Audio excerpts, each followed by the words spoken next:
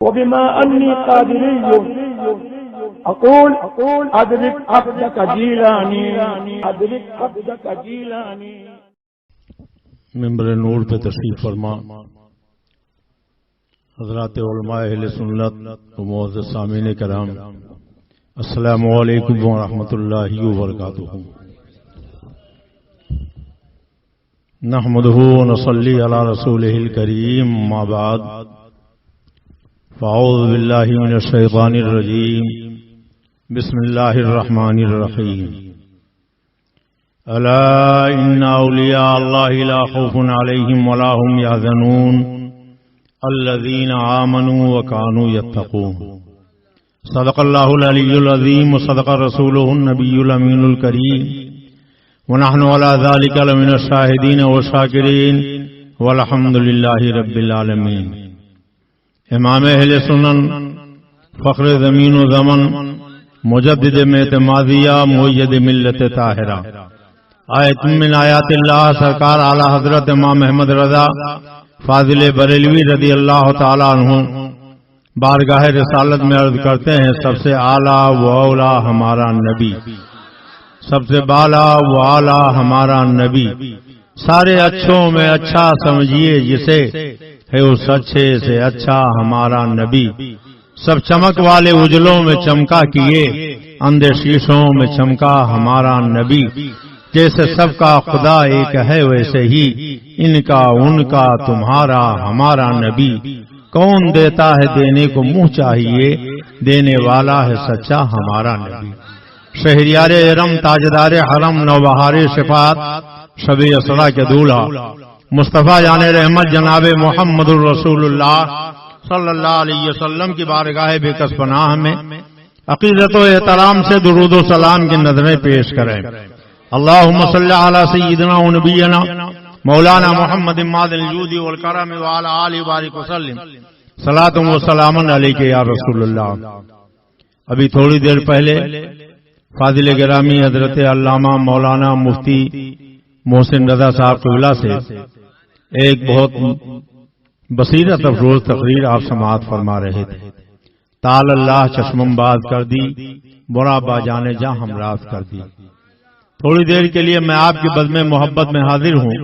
دعا فرمائی اللہ تعالی ہمیں حق بولنے، حق سننے، حق پر عمل کرنے کی توفیق عطا فرمائے.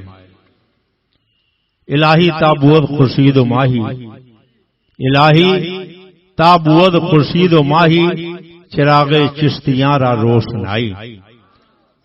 سلسلے چشتیہ کے ایک عظیم بزرگ حضرت عارف باللہ کمال شاہ بیابانی چشتی رحمت اللہ علیہ کے سالانہ عرس سراپا قدس میں ہم اور آپ حاضری کی سعادت حاصل کر رہے ہیں. پروردگار عالم اس عرس پاک کی برکتوں سے ہمیں اور آپ کو مستفید فرمائے. صاحب آستانہ کا یہ مزار اور اس مزار سے محبت کرنے والے، اس آستانے پر آنے والے سلامت رہیں، اور یہاں کے فیوز و برکات سے اللہ تعالی ہمیں اور آپ کو بھرپور طریقے سے مستفید فرمائے، اور صاحب آستانہ کا فیض عام و تام فرمائے. اللہ رب العزت جل مجدہ الکریم نے اپنے بندوں کی ہدایت اور رہنمائی کے لیے کم و بیش 1,24,000 انبیاء و مرسلین مبعوث فرمائے. انبیاء کرام کے اس دنیا میں آمد کا یہ سلسلہ حضرت ابو البشر سیدنا آدم علیہ السلام سے شروع ہو کر حضرت ابراہیم خلیل اللہ، حضرت اسماعیل نبی اللہ، حضرت یعقوب، حضرت یوسف، حضرت موسیٰ، حضرت عیسیٰ علیہ نبینا علیہم الصلاۃ والتسلیم سے ہوتا ہوا ہمارے آپ کے آقا و مولا جناب محمد الرسول اللہ صلی اللہ تعالی علیہ وسلم تک پہنچ کے منتہی ہو جاتا. ہمارے سرکار قصر نبوت کی آخری اینٹ بن کر تشریف لائے. اب کوئی دوسرا نبی نہیں آ سکتا ہے. انبیاء و مرسلین کی آمد کا سلسلہ تو بند ہو گیا، مگر ہدایت اور رہنمائی کے لیے جو کام انبیاء و مرسلین انجام دیتے تھے اب علماء اور اولیاء کے ذمے ڈال دیا گیا. علماء کا کام یہ ہے کہ وہ ظاہر کی اصلاح کریں، اور اولیاء کا کام یہ ہے کہ وہ باطن کی اصلاح کریں. صاحب آستانہ کے تعلق سے مجھے کچھ زیادہ معلوم نہیں ہے، مگر جیسا کہ لوگوں نے بتایا کہ حضرت کمال شاہ بیابانی چشتی رحمت اللہ تعالی علیہ، ان کے پیر و مرشد عارف باللہ حضرت علاؤ الدین چشتی رحمت اللہ علیہ اور ان کے پیر و مرشد حضرت خواجہ نصیر الدین چراغ دلی۔ دہلی وہ سرزمین ہے جہاں 22 خواجہ کی چوکھٹ ہے، اور حضرت خواجہ نصیر الدین چراغ دلی کے پیر و مرشد حضرت محبوب الملت والدین سیدنا نظام الدین اولیاء، عطائے رسول ہند الولی خواجہ خواجگاہ معین بے کساں سلطان الہند سیدنا سرکار غریب نواز رضی اللہ تعالیٰ عنہ کے پہلے خلیفہ حضرت قطب الدین بختیار کاکی ہیں۔ اللہ کا جتنا بھی ہم شکر ادا کریں کم ہے کہ ہمارا رشتہ طریقت بریلی شریف سے ہے، اور بریلی شریف کو جو ہمیں نعمت ملی، سلسلہ ملا، تو الحمدللہ ہمارے اعلیٰ حضرت چشتی بھی ہیں، قادری بھی ہیں، نقشبندی بھی ہیں، سہروردی بھی ہیں۔ یہ الگ بات ہے کہ سرکار غوث پاک نے اپنا رنگ اتنا گہرا کر دیا کہ اور رنگ اس میں نظر نہیں آتے، مگر الحمدللہ ہم لوگ چشتی بھی ہیں، قادری بھی ہیں، نقشبندی بھی ہیں، سہروردی بھی ہیں۔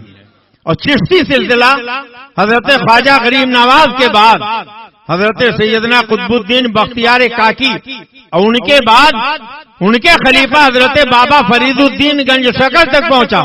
حضرت بابا فرید الدین گنج شکل سے یہ سلسلہ 2 سلسلوں میں منقسم ہو گیا، ایک چشتیہ صابریہ ہے اور دوسرا چشتیہ نظامیہ ہے۔ حضرت بابا فرید الدین گنج شکل رضی اللہ تعالیٰ عنہ کے شاگرد، مرید، بھانجے، خلیفہ، داماد 5 نسبتیں حاصل ہیں حضرت مخدوم علاؤ الدین علی احمد صابر کلیری کو، اور حضرت بابا صاحب کے دوسرے خلیفہ حضرت محبوب الملت والدین سیدنا نظام الدین اولیاء ہیں۔ یہ حضرت سیدنا نظام الدین اولیاء جن کے سلسلے کے ایک تاجدار آپ کی نگاہوں کے سامنے جلوہ بار ہیں، یہ حضرت محبوب الہی پیدا ہوئے بدایوں شریف میں، سادات کے گھرانے سے ان کا تعلق ہے، اپنے وقت کے بہت بڑے ولی کامل ہیں، اور بدایوں شریف سے چل کر یہ دہلی پہنچ گئے، اور انہوں نے 1-2 نہیں کم سے کم 7 بادشاہوں کا دور دیکھا۔ مگر آپ جانتے ہو کہ حضرت سیدنا سرکار نظام الدین اولیاء کے خانقاہ میں 2 دروازے تھے، اور دونوں دروازے پر آدمی متعین رہتے تھے۔ فرماتے تھے کہ اگر غریب آئے، محتاج آئے، حاجت مند آئے، پریشان حال آئے تو دروازہ کھول دینا، اسے آنے دینا، لیکن اگر کوئی راجہ مہاراجا آئے، کوئی نواب تعلق دار آئے، کوئی بادشاہ آئے تو دروازہ سختی سے بند کر دینا۔ محبوب الہی کے یہاں کسی راجہ مہاراجا، کسی بادشاہ کو آنے کی اجازت نہیں ہے، اور اگر وہ زبردستی آنا چاہے تو پہرے داروں کو یہ حکم دیا گیا تھا کہ مجھے آ کے بتا دینا، وہ ایک دروازے سے اندر آئے گا، میں دوسرے دروازے سے باہر چلا جاؤں گا۔ ایک مرتبہ سلطان علاؤ الدین خلجی کو شرارت ہوئی، فوج لے کر پہنچ گیا، اور جب دروازے پر پہنچا پاسبانوں نے کہا خبردار، اس دروازے سے غریب جا سکتے ہیں، حاجت مند جا سکتے ہیں، پریشان حال جا سکتے ہیں، دکھیارے جا سکتے ہیں، مگر کسی بادشاہ کو، کسی راجہ مہاراجا کو، کسی شہنشاہ کو جانے کی اجازت نہیں۔ تو اس نے ایک پرچہ لکھا حضرت محبوب الہی کے نام، یہ کیا معاملہ ہے؟ بادشاہوں کے ہاں بھی دربار رہتے ہیں، فقیروں کے ہاں بھی دربار رہتے ہیں، یہ آپ نے اپنے ہاں دربان کیوں رکھا ہے؟ تو حضرت محبوب الہی نے اس کے اسی پرچے کو پلٹ کے 2 سطر میں جواب لکھ دیا، فرمایا سنو، فرق یہ ہے کہ بادشاہ کے دربار میں جو دربان رہتے ہیں ان کا کام یہ ہوتا ہے کہ بادشاہ تک غریبوں کو نہ جانے دیں، حاجت مندوں کو نہ جانے دیں، پریشان لوگوں کو نہ جانے دیں، مصیبت زدہ لوگوں کو نہ جانے دیں، اور ہمارے دربار میں جو دربار متعین ہے ان کا کام یہ ہے کہ میرے دربار تک کسی بادشاہ اور شہنشاہ کو نہ آنے دیں، یہ دروازہ غریبوں کے لیے کھلتا ہے۔ علاؤ الدین خلجی نے کہا کہ اچھا اگر مجھے آپ اپنے دربار میں آنے نہیں دیتے ہو تو کم سے کم اپنی خانقاہ کو دیکھ تو لینے دو۔ فرمایا ہاں اس کی اجازت ہے، آؤ دیکھ لو۔ علاؤ الدین خلجی اپنے شاہانہ طمطراق کے ساتھ خانقاہ میں داخل ہوا، لنگر خانہ دیکھا، مہمان خانہ دیکھا، جہاں کھانا پکایا جاتا تھا وہ دیکھا، جہاں مہمان بیٹھتے تھے وہ دیکھا، اور سب دیکھنے کے بعد کہا ذرا استبل بھی دیکھ لیں۔ تو سیدنا سرکار محبوب الہی کے ہاں استبل میں پہنچا تو ایک سے ایک عالی شان قسم کے اعلیٰ نسل کے وہاں گھوڑے بندھے ہوئے تھے۔ اس نے دیکھا تو حیرت سے اس کی آنکھیں پھٹی کی پھٹی رہ گئی کہ حضرت محبوب الہی نظام الدین اولیاء کے استبل خانے میں جو گھوڑے بندھے ہوئے تھے ان گھوڑوں کے پیروں میں جو لال جڑی ہوئی تھی وہ چاندی کی تھی، اور یہی اتنا نہیں بلکہ گھوڑوں کے پیر میں جو زنجیریں تھی وہ سونے کی تھی۔ اب بادشاہ کو پھر شرارت سوجی، اس نے ایک پرچے پر لکھا یہ کیا معاملہ ہے کہ بادشاہوں کے ہاں بھی سونا چاندی رہتا ہے، فقیروں کے ہاں بھی سونا چاندی رہتا ہے، تو آپ میں اور بادشاہ میں فرق کیا ہے؟ حضرت محبوب الہی نے اسی پرچے کو پلٹ کے ایک سطر میں جواب لکھ دیا، فرق یہ ہے کہ بادشاہ کے یہاں جو سونا چاندی رہتا ہے وہ تجوریوں میں بند کر کے رکھتے ہیں، اور فقیروں کے یہاں جو سونا چاندی رہتا ہے وہ گھوڑوں کے کانوں میں زنجیر بنا کے داخل کیا کو شامل کر لیا کرتے ہیں۔ تو تمہارا سونا چاندی تمہارے تجوریوں میں بند رہتا ہے، اور ہمارے یہاں جو سونا چاندی ہوتا ہے وہ گھوڑوں کے پیروں میں بندھا رہتا ہے۔ اللہ والوں کی شان بڑی نرالی۔ آج جس خانقاہ میں ہم اور آپ حاضر ہیں، اللہ اکبر، حضرت محبوب الہی کے سلسلے کی ہے۔ اور پھر جیسا کہ بتایا گیا تو حضرت کے پیر و مرشد حضرت علاء الدین، اور ان کے پیر و مرشد حضرت نصیر الدین، اور ان کے پیر و مرشد حضرت محبوب الہی یعنی پردادا پیر حضرت محبوب الہی، حضرت سیدنا سرکار محبوب الہی نظام الدین اولیاء کے ہاں ان کے خلیفہ تھے، ایک مرید تھے، نام آپ نے بارہا سنا ہوگا، حضرت امیر خسرو، جنہیں سلطان الشورا کہا جاتا ہے، طوطی شکر مقال کہا جاتا ہے۔ 7 بادشاہوں کے یہاں وہ وزیر رہے۔ حضرت محبوب الہی بادشاہوں کے یہاں نہیں جاتے تھے اور نہ ان کو اپنے دربار میں آنے دیتے تھے، مگر اجازت تھی خسرو تم بادشاہوں کے یہاں جایا کرو، تم ان کے دربار میں جایا کرو۔ وہ جاتے تھے اور قصیدے بھی لکھتے تھے، بہت اچھے شاعر تھے، ملک الشورا سلطان الشورا، یوں ہی خطاب نہیں مل گیا، اتنے اچھے اچھے قصیدے لکھتے تھے کہ بادشاہ خوش ہو جاتے تھے، اور اشرفیوں کے ڈھیر حضرت امیر خسرو کو نذرانے کے طور پر وہ دے دیا کرتے تھے، کافی انعام و اکرام دیتے تھے۔ حضرت امیر خسرو نے 3 زبانوں میں ایک نظم لکھی، تو کچھ لوگ آئے، کہا حضور آپ نے 3 زبانوں میں لکھی؟ کہا ہاں۔ اعلیٰ حضرت کا جب دور آیا تو ارشاد اور ناطق نام کے 2 شاعر آئے، کہنے لگے حضور سب سے بڑے شاعر ہندوستان میں طوطی شکر مقال سلطان الشورا حضرت امیر خسرو مانے جاتے ہیں، انہوں نے 3 زبانوں میں ایک قصیدہ لکھا ہے، اس میں 3 زبانیں استعمال کی ہیں، اگر آپ بھی 3 زبانوں میں کوئی قصیدہ لکھ دیتے تو کیا ہی بہتر ہوتا۔ تو اعلیٰ حضرت نے قدم اٹھایا اور لکھنا شروع کر دیا، تو حضرت امیر خسرو نے 3 زبانوں میں لکھا تھا، اعلیٰ حضرت نے 4 بلکہ کہہ لیجئے 5 زبانوں میں لکھا۔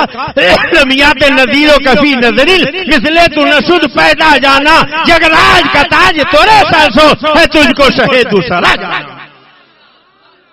اور پھر مقطع دیکھیں آپ قربان جائیں، آئے تھے ارشاد اور ناطق نام کے 2 شاعر، جنہوں نے کہا تھا کہ حضرت امیر خسرو نے 3 زبانوں میں شعر کہے ہیں، آپ بھی کہہ دیجئے۔ تو اعلیٰ حضرت نے 4 اور 5 زبانوں میں شعر کہا، اردو بھی ہے، عربی بھی ہے، فارسی بھی ہے، سنسکرت بھی ہے، ہندی بھی ہے۔ اب اعلیٰ حضرت نے جو مقطع کہا ہے اس مقطع کو سن لیجئے، بس خام نواہ رضا، نہ یہ طرز میری نہ یہ رنگ میرا، ارشاد احبا ناطق تھا، ارشاد احبا ناطق تھا، ارشاد احبا ناطق تھا، ناچار اس راہ پڑا جانا۔ کس خوبصورتی سے دونوں شاعروں کا نام بھی جڑ دیا۔ اور پھر یہ تو آپ جانتے ہی ہیں کہ اگر کوئی شاعر ہوتا ہے تو وہ یہ چاہتا ہے کہ ہمیشہ اس کا ہی شعر پڑھا جائے۔ حضرت سیدنا سرکار محبوب الہی نظام الدین اولیاء حضرت امیر خسرو کے بجائے حضرت شیخ سعدی کا کلام پڑھا کرتے تھے۔ حضرت امیر خسرو کو احساس ہوا کہ میں بھی اچھا شاعر ہوں، مگر میرے پیر و مرشد میرا لکھا ہوا قصیدہ نہیں پڑھتے، حضرت شیخ سعدی کا لکھا ہوا پڑھتے ہیں. ایک دن ایک نعت پاک لکھ کر لائے، کہا حضور میں نے ایک نعت لکھی، آپ اجازت دے سنا دوں؟ فرمایا سناؤ. سنایا، کہا خوب، بہت خوب. اور جیسے ہی بند کیا تو پھر وہی شیخ سعدی کا کلام پڑھنے لگے. دوسرے دن اس سے اچھا کلام لکھ کے لائے، پھر سنایا، کہا بہت بہتر، اور پھر وہی پڑھنے لگے. تو کہا حضور جب میرے لکھے ہوئے اشعار اچھے ہیں تو آپ میرے لکھے ہوئے شعر کیوں نہیں سن پڑھتے ہیں؟ حضرت شیخ سعدی کا کیوں پڑھتے ہیں؟ تو حضرت محبوب الہی نے فرمایا جاننا چاہتے ہو؟ کہا سرکار جاننا چاہتا ہوں. کہا اچھا رات میں جب سب چلے جائیں تب آنا. جانتے ہو کتنی محبت تھی. حضرت سیدنا محبوب الہی فرماتے تھے کہ اگر شریعت نے منع نہ کیا ہوتا تو میں یہ وصیت کر جاتا کہ میرے انتقال کے بعد میرے قبر میں میرے پہلو میں امیر خسرو کو لٹا دیا جائے. اتفاق سے ہمارے ہاں ٹھنڈک بہت پڑتی ہے اور مجھے سائنس کی شکایت بھی ہے اور یہاں پردہ بھی نہیں ہے. چلیے کوئی بات نہیں، اس لیے تھوڑی سی مجھے زحمت ہو رہی ہے. حضرت سیدنا محبوب الہی نے فرمایا جب سب لوگ چلے جائیں تب آنا. سب لوگ چلے گئے تو حضرت امیر خسرو آئے اور جب پہنچے تو حضرت محبوب الہی نے فرمایا خسرو کیسے آئے؟ ویسے تو ان کا روز کا معمول تھا کہ جب سب لوگ چلے جاتے تو اپنے پیر کی بارگاہ میں آتے اور ایک تسبیح حضرت محبوب الہی کو دے دیتے. حضرت محبوب الہی تسبیح پڑھتے رہتے اور پوچھتے خسرو دلی کا کیا حال ہے؟ وہ دلی کی حالت بتاتے تھے، وہ سنتے رہتے تھے اور پھر اس کے بعد آرام فرماتے تھے. اس دن بھی آئے تو فرمایا کہ خسرو کیسے آئے؟ کہا حضور میں نے آپ سے پوچھا تھا کہ جب میرے شعر اچھے ہوتے ہیں آپ میرے لکھے ہوئے شعر کیوں نہیں پڑھتے ہیں؟ حضرت شیخ سعدی کا کلام کیوں پڑھتے ہیں؟ حضرت محبوب الہی نے فرمایا جاننا چاہتے ہو کہاں؟ ہاں. فرمایا آنکھیں بند کرو. آنکھیں بند کی، سر پہ ہاتھ رکھ دیے. فرمایا آنکھیں کھول دو. آنکھیں کھولی، دیکھا نہ تو حضرت محبوب الہی ہیں نہ ان کی خانقاہ ہے. مدینہ طیبہ میں سرکار کے دربار میں موجود ہے. صحابہ اہل بیت اطہار اولیاء موجود ہیں اور سب کے جھرمٹ میں حضرت امیر خسرو بیٹھے ہوئے ہیں. انتظار ہو رہا ہے، کوئی آنے والا اسی کے انتظار میں سب بیٹھے ہیں. اتنے میں حضرت امیر خسرو نے دیکھا کہ بلبل شیراز حضرت شیخ سعدی آ گیا. اور جب حضرت سعدی آئے تو اللہ کے رسول نے فرمایا سعدی جو میری شان میں تم نے ربائی کہی ہے کیا پڑھو گے نہیں؟ کہا سرکار آپ کو نہ سنائیں گے تو کس کو سنائیں گے؟ کہا کھڑے ہو جاؤ سناؤ. کھڑے ہو گئے، پڑھنے لگے بلغل اولا بکمالہ، اپنی بلندیوں کو پہنچے اپنے کمال کے ذریعے. کشفت دجا بجمالہ، تاریکیوں کو چھانٹ دیا اپنے جمال کے ذریعے. حسنت جمیع خصالہ، ان کی ساری خوبیاں اچھی ہیں، ان کی خصلتیں اچھی ہیں. حسنت جمیع خصالہ، حسنت جمیع خصالہ، حسنت جمیع خصالہ، حسنت جمیع خصالہ، حسنت جمیع خصالہ، حسنت جمیع خصالہ. اللہ کے رسول نے فرمایا سعدی یہی شعر بار بار کیوں پڑھ رہے ہو؟ چوتھا شعر تو پڑھو، ربائی تو مکمل ہو جائے. آنکھ سے آنسو بہنے لگے، پھوٹ پھوٹ کے رونے لگے، کہنے لگے یا رسول اللہ یہ 3 ہی شعر ہو پائے تھے، چوتھا شعر نہیں ہو پایا تھا. اللہ کے رسول نے فرمایا اے سعدی اگر چوتھا شعر نہیں ہو پایا تھا تو لکھ دو صلو علیہ وآلہ.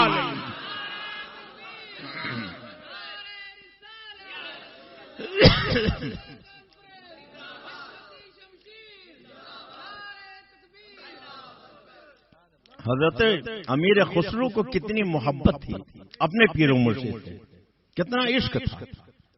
ایک مرتبہ حضرت محبوب الہی نے فرمایا کہ خسرو پانی پت جمعرات کے دن چلے جاؤ، حضرت ابو علی شاہ قلندر کے ہاں دربار لگتا ہے اس میں بیٹھا کرو. پیر کا حکم تھا، چلے گئے، حاضری دی، چلے آئے. پھر دوسری جمعرات کو گئے، پھر حکم ملا تیسری جمعرات کو گئے. اب مسلسل عادت بنا لیا کہ ہر جمعرات کو پانی پت حضرت ابو علی شاہ قلندر کے دربار میں جانے لگے. ایک دن حضرت ابو علی شاہ قلندر نے حضرت امیر خسرو سے پوچھا خسرو تم کس کے مرید ہو؟ کہا میں محبوب الہی نظام الدین اولیاء کا مرید ہوں. کہا خسرو سرکار کے دربار میں ایک عدالت رکھتی ہے، ایک محفل ہوتی ہے، وہاں سارے اولیاء اقطاب و ابدال موجود رہتے ہیں، میں وہاں حاضری دیتا ہوں، میں نے سب کو دیکھا مگر تمہارے پیر و مرشد کو وہاں میں نے کبھی نہیں دیکھا۔ اللہ حضرت امیر خسرو نے جب سنا تو انہیں بڑا دکھ ہوا، چہرہ اتر گیا، رنج اور غم سے چہرہ نڈھال ہو گیا، کھانا پینا اچھا نہیں لگ رہا ہے، اداس ہو گئے، مایوسیوں میں ڈوب گئے۔ اور جب وہاں سے آئے دہلی تو بھی یہی کیفیت۔ تو حضرت محبوب الہی نے فرمایا کہ خسرو تم بہت زیادہ اداس اور مایوس نظر آ رہے ہو، بتاؤ معاملہ کیا ہے؟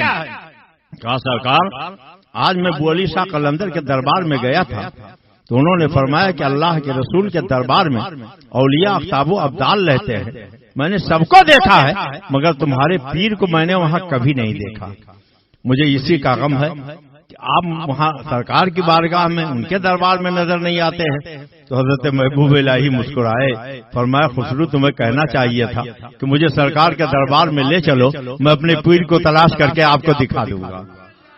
کہا حضور اگر نہ تلاش کر پاتا تو کہا یہی کیا کم تھا، اس بہانے تم سرکار کی بارگاہ میں پہنچ جاتے۔ حضرت امیر خسرو نے کہا حضور ٹھیک ہے، اب کی جمعرات کو جاؤں گا تو یہی کروں گا۔ اور جب پہنچے تو حضرت ابو علی شاہ قلندر نے پوچھا خسرو کیا معاملہ ہے؟ کہا حضور آپ نے کہا تھا کہ سرکار کے دربار میں تمہارے پیر کو میں نے کہیں نہیں دیکھا، آپ مجھے سرکار کے دربار میں لے چلیں، میں اپنے پیر کو تلاش کر کے آپ کو دکھا دوں گا۔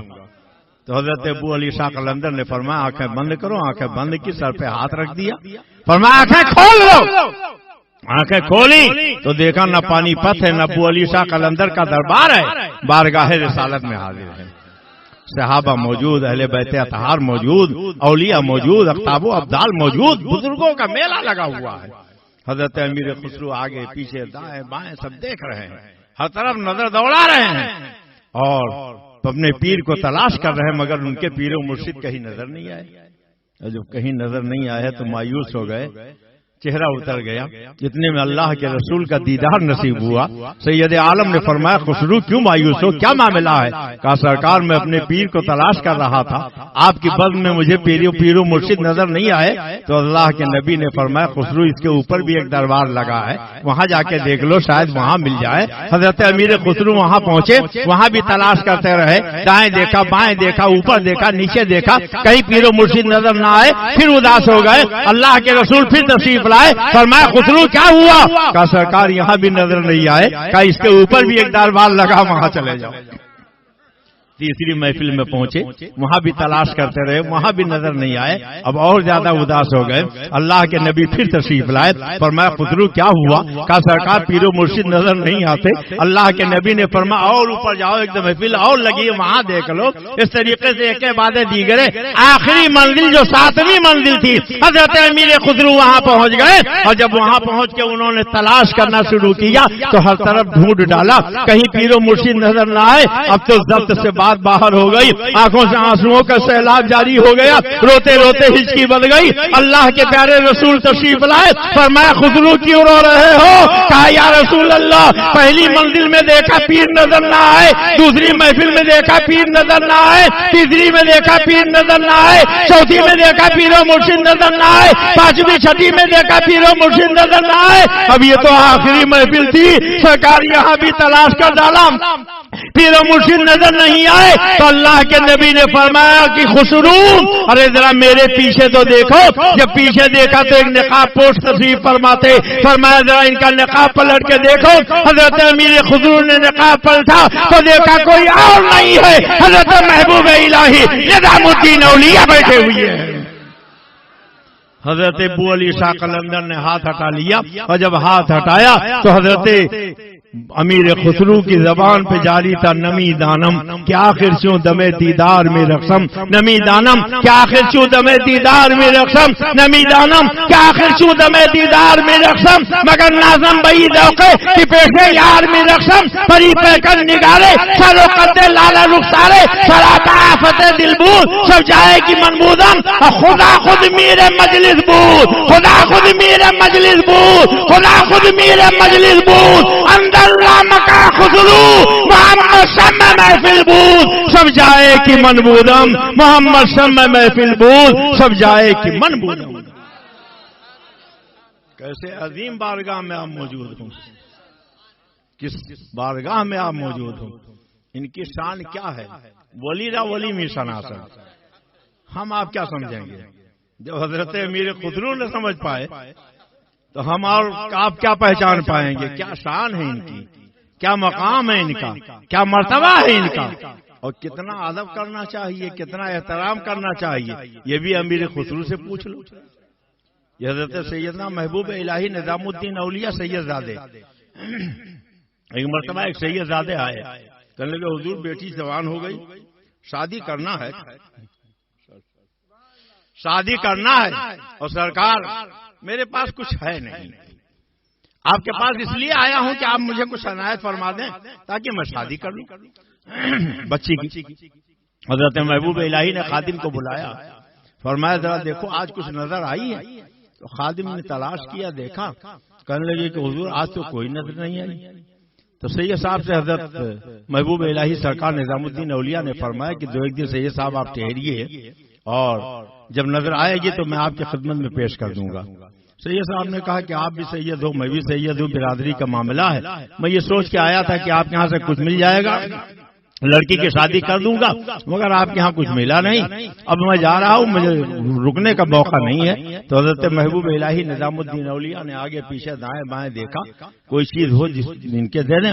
کچھ نظر نہیں آیا تو سامنے پھٹی ہوئی جوتیاں پڑی تھیں, وہ جوتیاں اٹھائیں. فرمایا کہ یہ جوتیاں بوسیدہ ہو گئی ہیں, پہننے کے لائق نہیں رہ گئی ہیں, پھٹ گئی ہیں, مگر سید صاحب آپ انہی جوتیوں کو لے جائیے. سید صاحب نے حضرت محبوب الہی سیدنا سرکار نظام الدین اولیاء کی جوتیاں لے لی. چل حضرت امیر خسرو حضرت سلطان محمد تغلق کے ساتھ کہیں کسی مہم میں گئے ہوئے تھے. وہاں سے پلٹے, شام ہو گئی, ایک جنگل کے قریب پہنچے تو وہیں بسیرا کر دیا, ٹھہر گئے. ادھر سید صاحب دہلی سے حضرت محبوب الہی نظام الدین اولیاء کی جوتیاں لے کر چلے تھے. اتفاق سے وہ بھی وہیں پہنچ گئے. وہاں ایک سرائے دیکھی تو اسی سرائے میں جا کے انہوں نے سکونت اختیار کر لیا. حضرت سیدنا امیر خسرو سو رہے تھے. سوتے سوتے ایک دم سے ان کی آنکھ کھل گئی, اور آنکھ کھلنے کے بعد وہ چیخنے لگے, بوئے پیر میں آیت, بوئے پیر میں آیت, بوئے پیر میں آیت, بوئے پیر میں آیت, بوئے پیر میں آیت, بوئے پیر میں آیت. لوگوں نے کہا تمہارے پیر تو دہلی میں ہیں, یہاں اتنی دوری پر تمہیں پیر کی خوشبو کہاں سے آ رہی ہے, کہاں سے خوشبو تم نے سونگھ لیا ہے. ارے سو جاؤ, کہیں ایسا تو نہیں ہے کہ آنکھ لگ گئی تو خواب دیکھنے لگے. مگر وہ ایک ہی دھن چلائے جا رہے ہیں, بوئے پیر میں آیت, بوئے پیر میں آیت, بوئے پیر میں آیت. اور جدھر سے خوشبو آ رہی تھی اسی طرف چل پڑے, اور اس سرائے کے قریب پہنچے. دروازہ بند تھا, دروازے پہ جا کے رک گئے اور فرمانے لگے, ہمیں جاس, ہمیں جاس, ہمیں جاس, یہی جگہ ہے, یہی جگہ ہے, یہی جگہ ہے. بوئے پیر میں آیت, بوئے پیر میں آیت, بوئے پیر میں آیت. اور جب دروازہ کھلا تو دیکھا ایک سید صاحب وہاں لیٹے ہوئے ہیں. انہیں جگایا, آپ کہاں سے آئے ہو, کون ہو؟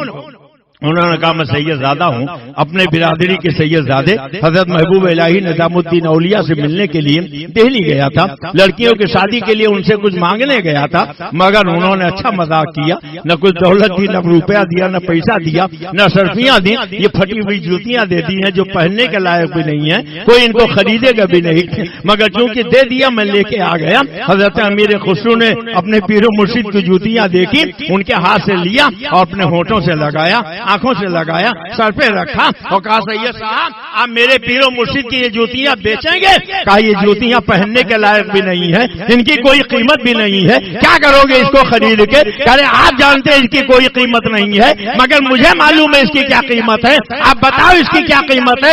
انہوں نے کہا جو دینا ہو دے دیجئے, میں آپ کو یوں ہی دینے کے لیے تیار ہوں. حضرت امیر خسرو نے فرمایا اس وقت میرے پاس 7,000 اشرفیاں ہیں, وہ 7,000 اشرفیاں اپنے پیر کی جوتیوں کے بدلے میں آپ کو دے رہا ہوں. اور سید صاحب 7,000 اشرفیاں میرے پاس دہلی میں موجود ہیں, اگر آپ دہلی دہلی تک چلنے کی زحمت گوارا کرو تو وہ 7,000 روپیہ اور میں دے دوں گا. سید صاحب نے کہا بس 7,000 روپیہ میری ضرورت کے لیے بہت ہے, وہی اتنا دے دیجیے. حضرت امیر خسرو نے وہ 7,000 روپیہ دے کر اپنے پیر و مرشد کی پھٹی ہوئی جوتیاں خرید لی, اپنے سر پہ رکھا, مستانہ وار جھومتے ہوئے دہلی کی طرف چل پڑے. نمی دانم کی آخر چھو کمیٹی دار میر رقصم مگر ناظم بئی دوخے ٹپے سے یار میر رقصم. اور جب دہلی پہنچے حضرت محبوب الہی کا سامنا ہوا. محبوب الہی نے فرمایا خسرو بہت خوش نظر آ رہے ہو, کیا معاملہ ہے, اتنا کیوں خوش دکھائی دے رہے ہو؟ کہنے لگے سرکار آپ کی مقدس جوتیاں میں نے خرید لی ہے, آپ کی جوتیاں میں نے خرید لی ہیں. حضرت محبوب الہی نے پوچھا خسرو کتنے میں میری جوتیاں خریدی؟ کہا حضور 7,000 روپیوں کے بدلے میں. حضرت محبوب الہی نے فرمایا بسیار اردا خریدی, بسیار اردا می خریدی, بسیار اردا می خریدی. اے خسرو ارے 7,000 روپیہ دے کر تم نے میری جوتیاں خرید لی ہے, بہت سستی خرید لی ہے, بہت سستی خرید لی ہے, بہت سستی خرید لی ہے. اللہ والوں کی شان دیکھو, یہ کس خانقاہ میں آپ بیٹھے. اللہ اکبر. وقت کے بادشاہ بھی ان کا مقابلہ نہیں کر پاتے تھے. ابھی آپ نے سنا کہ حضرت محبوب الہی کے یہاں 2 دروازے تھے. ایک دروازے سے بادشاہ آتے تھے, آپ دوسرے دروازے سے الگ چلے جاتے تھے. یہ اللہ والے بادشاہوں سے کہاں ملتے ہیں؟ مجھے میرے اعلیٰ حضرت یاد آ گئے. یہی آپ کے حیدرآباد کا ایک رافضی بہت بڑا نواب راجہ مہاراجہ کیا تھا کچھ تھا, گیا چل کے جب بریلی شریف پہنچا تو ایک صاحب گئے حضور اعلیٰ حضرت کی بارگاہ میں. کہ حضور حیدرآباد کا ایک شخص آیا ہے, آپ کی علمی لیاقت کو سننے کے بعد آپ کی زیارت کرنا چاہتا ہے, آپ کی قدم بوسی کرنا چاہتا ہے. 2 جملے سے آپ بات کر لیجئے گا. حضور اعلیٰ حضرت لیٹے ہوئے تھے, اتنے میں وہ پہنچ گیا, اور جب وہ پہنچ گیا تو حضور اعلیٰ حضرت نے کروڑ بدل لیا, اس کی طرف پیٹ کر دیا. وہ بہت دیر تک کھڑا انتظار کرتا رہا کہ شاید اعلیٰ حضرت ہماری طرف رخ کریں, شاید اعلیٰ حضرت ہماری طرف رخ کریں. مگر جب اعلیٰ حضرت نے رخ نہیں کیا تو مایوس ہو کر محروم ہو کر پھر وہاں سے واپس حیدرآباد کے لیے چل پڑا. اب وہ جب چلا آیا تو جنہوں نے جا کے کہا تھا انہوں نے کہا کچھ اخلاق بھی کوئی چیز ہوتی ہے, اگر آپ بات کر لیتے تو اس میں کیا حرج تھا. کہ حضور اعلیٰ حضرت امام اہل سنت نے فرمایا مجھے میرے بزرگوں نے یہی اخلاق سکھایا ہے. فرمایا کہ اللہ کے رسول کے دربار میں حضرت امیر المومنین عمر فاروق اعظم کھڑے تھے. ایک آدمی آیا, اس نے بھوک کی شکایت کی. حضرت عمر نے اشارہ کیا چلو میرے ساتھ میرے گھر چلو, اور گھر پہنچے. خادم سے کہا یہ بھوکا ہے, دسترخوان بچھاؤ, لا کے کھانا رکھ دو. دسترخوان بچھایا گیا, کھانا لا کے لگا دیا گیا. وہ بیٹھ گیا کھانے کے لیے, مگر کھانے کے بیچ میں ایک بدعقیدگی کا کوئی جملہ اس کی زبان سے نکلا. حضرت عمر کا تیور بدل گیا. فرمایا دسترخوان اٹھا لو, اس کو دھکے دے کے میرے دروازے سے باہر کر دو, اس لیے کہ جو میرے نبی کا گستاخ ہے وہ اس لائق نہیں کہ اس کو ہم دروازے پر بیٹھا کے کھانا کھلا سکیں. رامپور بریلی شریف سے بالکل قریب ہے. رامپور کا ایک نواب تھا, بہت بڑا نواب, بہت بڑا نواب. بہت دنوں سے وہ ترس رہا تھا کہ اعلیٰ حضرت کی زیارت ہو جائے, ان کی قدم بوسی کر لیں. اعلیٰ حضرت نے اجازت نہیں دی تو اعلیٰ حضرت کے پیر خانے کے مارحرہ شریف کے حضرت سید مہدی میاں صاحب قبلہ علیہ الرحمہ, جو اس وقت وہاں کے صاحب سجادہ تھے, ان سے سفارش کروائی. کافی تحفہ تحائف دیا اور کہا میں اسپیشل گاڑی کر کے رامپور سے بریلی جا رہا ہوں, آپ ایک خط لکھ دیں تو وہ اپنے پیر دادوں کا بہت ادب کرتے ہیں, اور آپ کے حکم کو پا کر وہ مجھے قدم بوسی کا موقع دے دیں گے. لوگ لے کر گئے. حضرت سید مہدی میاں صاحب قبلہ کی طرف سے وہ نظر پیش کی تو حضور اعلیٰ حضرت نے دیکھا, فرمایا یہ الٹی نظر کیسی ہے, مرید پیر کو نظر دیتا ہے, یہاں پیر دادا مرید کو دے رہا, اس کو لے جائیے اور حضرت کی بارگاہ میں واپس کر دیجیے. چانے حضرت نے کہا ہے کہ وہ رامپور کا نواب آیا ہے, اسپیشل گاڑی کر کے آیا ہے, تو یا تو آپ جا کے وہاں اسٹیشن پہ اس سے ملاقات کر لیں یا اس کو موقع دے دیں کہ وہ آپ کے ہاں آ کے آپ کے قدم بوسی کر لیں. تو حضور اعلیٰ حضرت نے فرمایا کہ نہ فقیر کا گھر اس لائق ہے کہ نوابوں کو یہاں بلایا جائے, اور نہ فقیر نوابوں کے آداب سے واقف ہے کہ وہاں جا کے ملاقات کرے. مجھے نہ اس سے ملنا ہے نہ اس کے ملنے کے لیے جانا ہے. آئین جواں مرداں حق گوئیو بے باقی, اللہ کے شیروں کو آتی نہیں ربائی. یاد کیجیے, اسی ہندوستان کے صدر جمہوریہ تھے فخر الدین علی احمد، دہلی سے چل کے بریلی شریف پہنچے. انہوں نے کہا کہ حضور مفتی اعظم سے ملاقات کے لیے آیا ہوں، ان کے قدم بوسی کرنا چاہتا ہوں. لوگوں نے جا کے سرکار مفتی اعظم سے کہا کہ ہندوستان کا 1 نمبر کا شہری صدر جمہوریہ آپ کے قدم بوسی کے لیے آیا ہے، آپ موقع دے دیجئے گا. حضور مفتی اعظم کو پتا چلا تو اپنے خادم سے فرمایا جاؤ رکشہ لے آؤ. وہ خادم رکشہ لے کے آیا. ایک خادم سے فرمایا چلو میرے ساتھ رکشے پر بیٹھو، اور رکشے والے سے کہا پرانے شہر بریلی چلو. اس کے ساتھ بریلی شریف پرانے شہر چلے گئے اور پورا دن وہیں رہے. پتہ لگاتے رہے. جب معلوم ہوا انتظار کر کے صدر جمہوریہ واپس دہلی کی طرف چلا گیا، تب حضور مفتی اعظم اپنے خانقاہ میں تشریف لائے. کیا شان ہے ان لڑاؤں کی. ہندوستان کا وزیر اعظم گیا تھا سنا تھا کہ نہیں سنا تھا؟ تو پورے اعلی حضرت کی گلی میں چادر بچھا کے لاہور کا ورد شروع کر دیا گیا کہ یہاں کسی شیطان کو آنے کی کوئی ضرورت نہیں ہے، اور اسے محروم واپس لوٹنا پڑا. ابھی سرکار تاج الشریعہ جب باحیات تھے تو آپ کسی بنگلور کا ایک بہت بڑا وفد کا گیا تھا، حکومت کی طرف سے گیا تھا. پورے ہندوستان کا اس نے دورہ کیا کہ شاید کسی صورت سے کوئی ذریعہ بن جائے کہ مسجد ہمارے حوالے ہو جائے، ہم وہاں اپنا عبادت خانہ بنا لیں. لوگوں نے کہا جب تک بریلی کا فتویٰ نہیں آئے گا ہم نہیں مانیں گے. اس نے کہا چلو بریلی چلتے ہیں. یہ کون سی بہت بڑی بات ہے. اور جب بریلی آیا تو ڈی ایم اس کے ساتھ، ایس پی اس کے ساتھ، ایس ایس پی اس کے ساتھ، پورا پرشاسن کا عملہ اس کے ساتھ. حضور سرکار تاج الشریعہ سے لوگوں نے جا کے کہا کہ حضور وہ بنگلور سے آیا ہے، بہت بڑا حکومت کا کارندہ ہے، اور پورا پرشاسن اس کے ساتھ ہے، D M S P S S P سبھی لوگ اس کے ساتھ ہیں. ملاقات کے لیے آیا، قدم بوسی کے لیے آیا ہے. حاضری کی مساعدت اس کو حاصل کر لینے دیجیے. پر میں میری گلی کے دروازے پر جا کے 4 لوگ کھڑے ہو جاؤ اور اسے کہہ دو یہاں اختر رضا کے یہاں کسی دنیا دار کے آنے کی کوئی ضرورت نہیں ہے. لوٹا دیا. اور جب لوٹا دیا تو اس نے کہا اچھا چلو یہاں نہیں جا سکے تو کم سے کم جامعۃ الرضا ہی میں حاضری دے لیں، جامعۃ الرضا ہی چلے جاتے.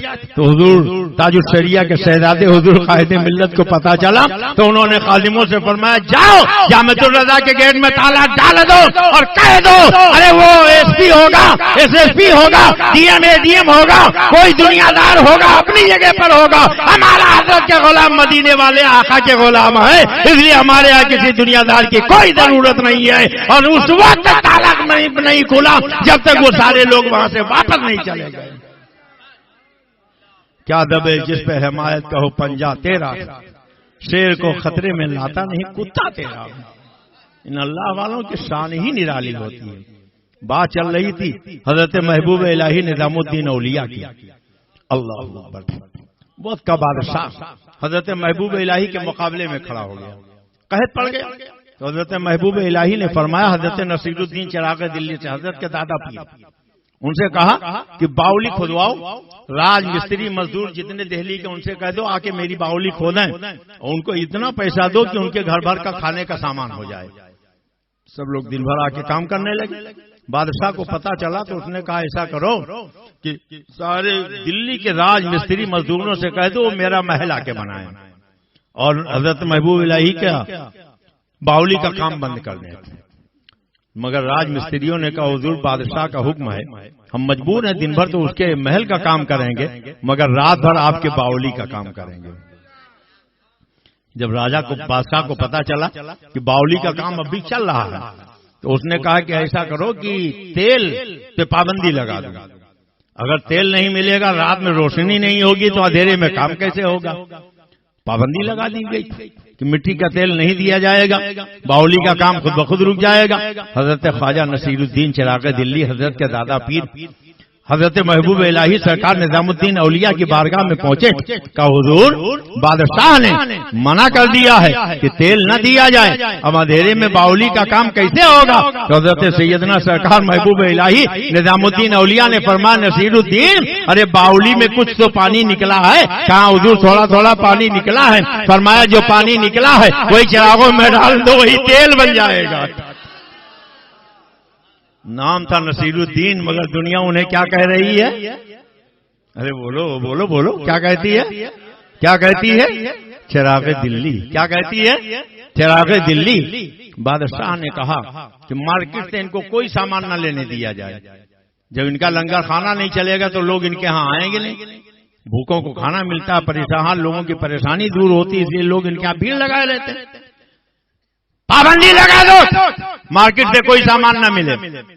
آئے حضرت خواجہ نصیر الدین چراغ دلی حضور، بادشاہ کا آرڈر آ گیا کہ مارکیٹ سے کوئی سامان نہیں لینے دیا جائے گا. اب لنگر کھانا کیسے چلے گا؟ تو فرمایا جاؤ جمنا کے کنارے ایک بازار لگا ہوا ہے، جتنا ضرورت ہو وہاں سے سامان لے آؤ.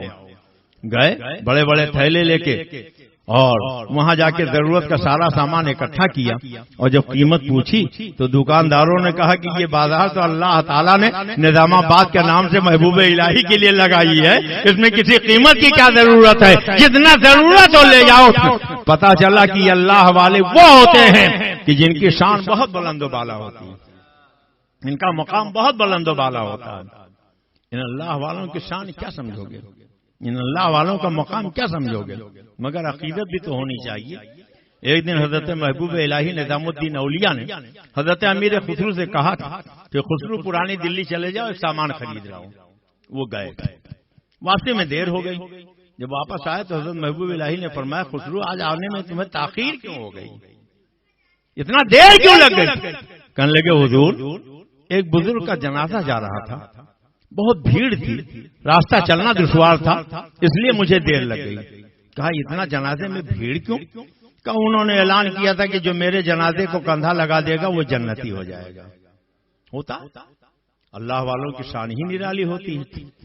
اگر اللہ والا ہے تو گنہگار اگر کندھا لگا دے تو اس اللہ والے کی برکت سے اللہ اس کے گناہوں کو معاف کر کے جنتی بنا دیتا. اگر وہ کچھ گنہگار ہوتا ہے اور اللہ والے اس کے جنازے کو کندھا لگا دیں تو ان اللہ والوں کی برکت سے اس کی مغفرت ہو جاتی ہے. سرکار تاج الشریعہ کا وصال ہوا، ہمارے میزبان نے ابھی بتایا کہ الحمدللہ میں بھی سرکار تاج الشریعہ کے جنازے میں گیا تھا. بہت سے لوگ کہنے لگے مولانا صاحب ایک محتاط اندازے کے مطابق 1,30,00,000 کا مجمع تھا حضور تاج الشریعہ کے جنازے میں. کتنا؟ ارے بولو کتنا؟ تو اتنے بڑے مجمع میں نہ تو سرکار تاج الشریعہ کا چہرہ دیکھ پائے، نہ جنازے کو کندھا لگا پائے، تو جانا وصول ہی نہیں ہو پایا. کیا فائدہ ہوا؟ ہم نے کہا ارے یہ اسلام ہے، اسلام سے زیادہ وسعت کسی دھرم میں نہیں ہے. یہ تو سچائیوں کا مذہب ہے، اچھائیوں کا مذہب ہے.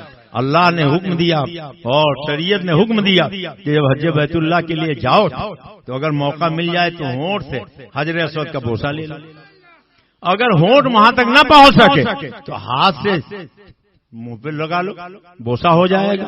اگر ہاتھ بھی وہاں تک نہ پہنچ سکے تو لکڑی وہاں لگاؤ اور لکڑی چوم لو، حجر اسود کا بوسہ ہو جائے گا.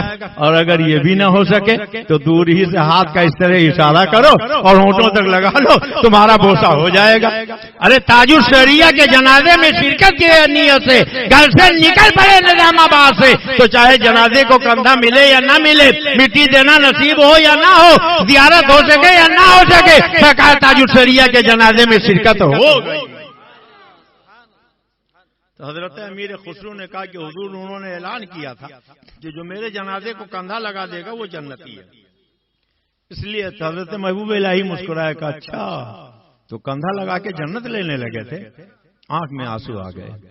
کہ حضور مجھے جو کچھ لینا ہوگا آپ کے دربار میں کس چیز کی کمی ہے جو کسی اور کے ہاتھ سے جا کے جنت لوں گا؟ کہا پھر؟ کہا سرکار جب میں نے بھیڑ دیکھی تو سڑک کے کنارے ایک کوٹھری میں جا کے چھپ گیا اور اس وقت تک چھپا رہا جب تک سارے لوگ چلے نہیں گئے. اور جب سب لوگ چلے گئے تب نکل کے میں باہر آیا اور پھر اس طریقے سے آنے میں تاخیر ہو گئی. اب آپ دیکھو ذرا غور کرو، عقیدت ہو تو کیسی ہو، محبت ہو تو کیسی ہو کہ اگر کسی ولی نے اعلان کر دیا کہ ہمارے یہاں جنازے میں جو کندھا لگا دے گا وہ جنتی ہے. امیر خسرو کہتے ہیں ہمیں جنت بھی لینا ہوگا تو اپنے پیر کے سوا اور کہیں نہیں لیں گے. مگر یہ ولی ہوتا کون ہے؟ یہ بہت ضروری ہے سمجھنا. آج کے معاشرے میں تو یہ ہے کہ جس نے بال خوب لمبے لمبے بڑھا لے، 2-4 کڑے پہن لیے ہوں، ہر انگلی میں 4-4 انگوٹھی ہو، ٹیڑھے میڑھے سونٹے ہاتھ میں ہوں، منہ سے جھاگ نکل رہی ہو اور پھول بگ رہا ہو، تو کہتے ہیں یہ بہت بڑا پہنچا ہوا ولی ہے. سب سے بڑا پہنچا ہوا ولی یہی ہے. حالانکہ قرآن کیا کہتا ہے؟ الذین آمنوا وکانوا یتقون. ولی وہ ہے جو ایمان لائے، متقی اور پرہیزگار ہو. پتہ چلا اگر ایمان نہیں ہے تو ہوا میں اڑے ولی نہیں ہو سکتا. بولو ولی ہوگا. اور اگر متقی نہیں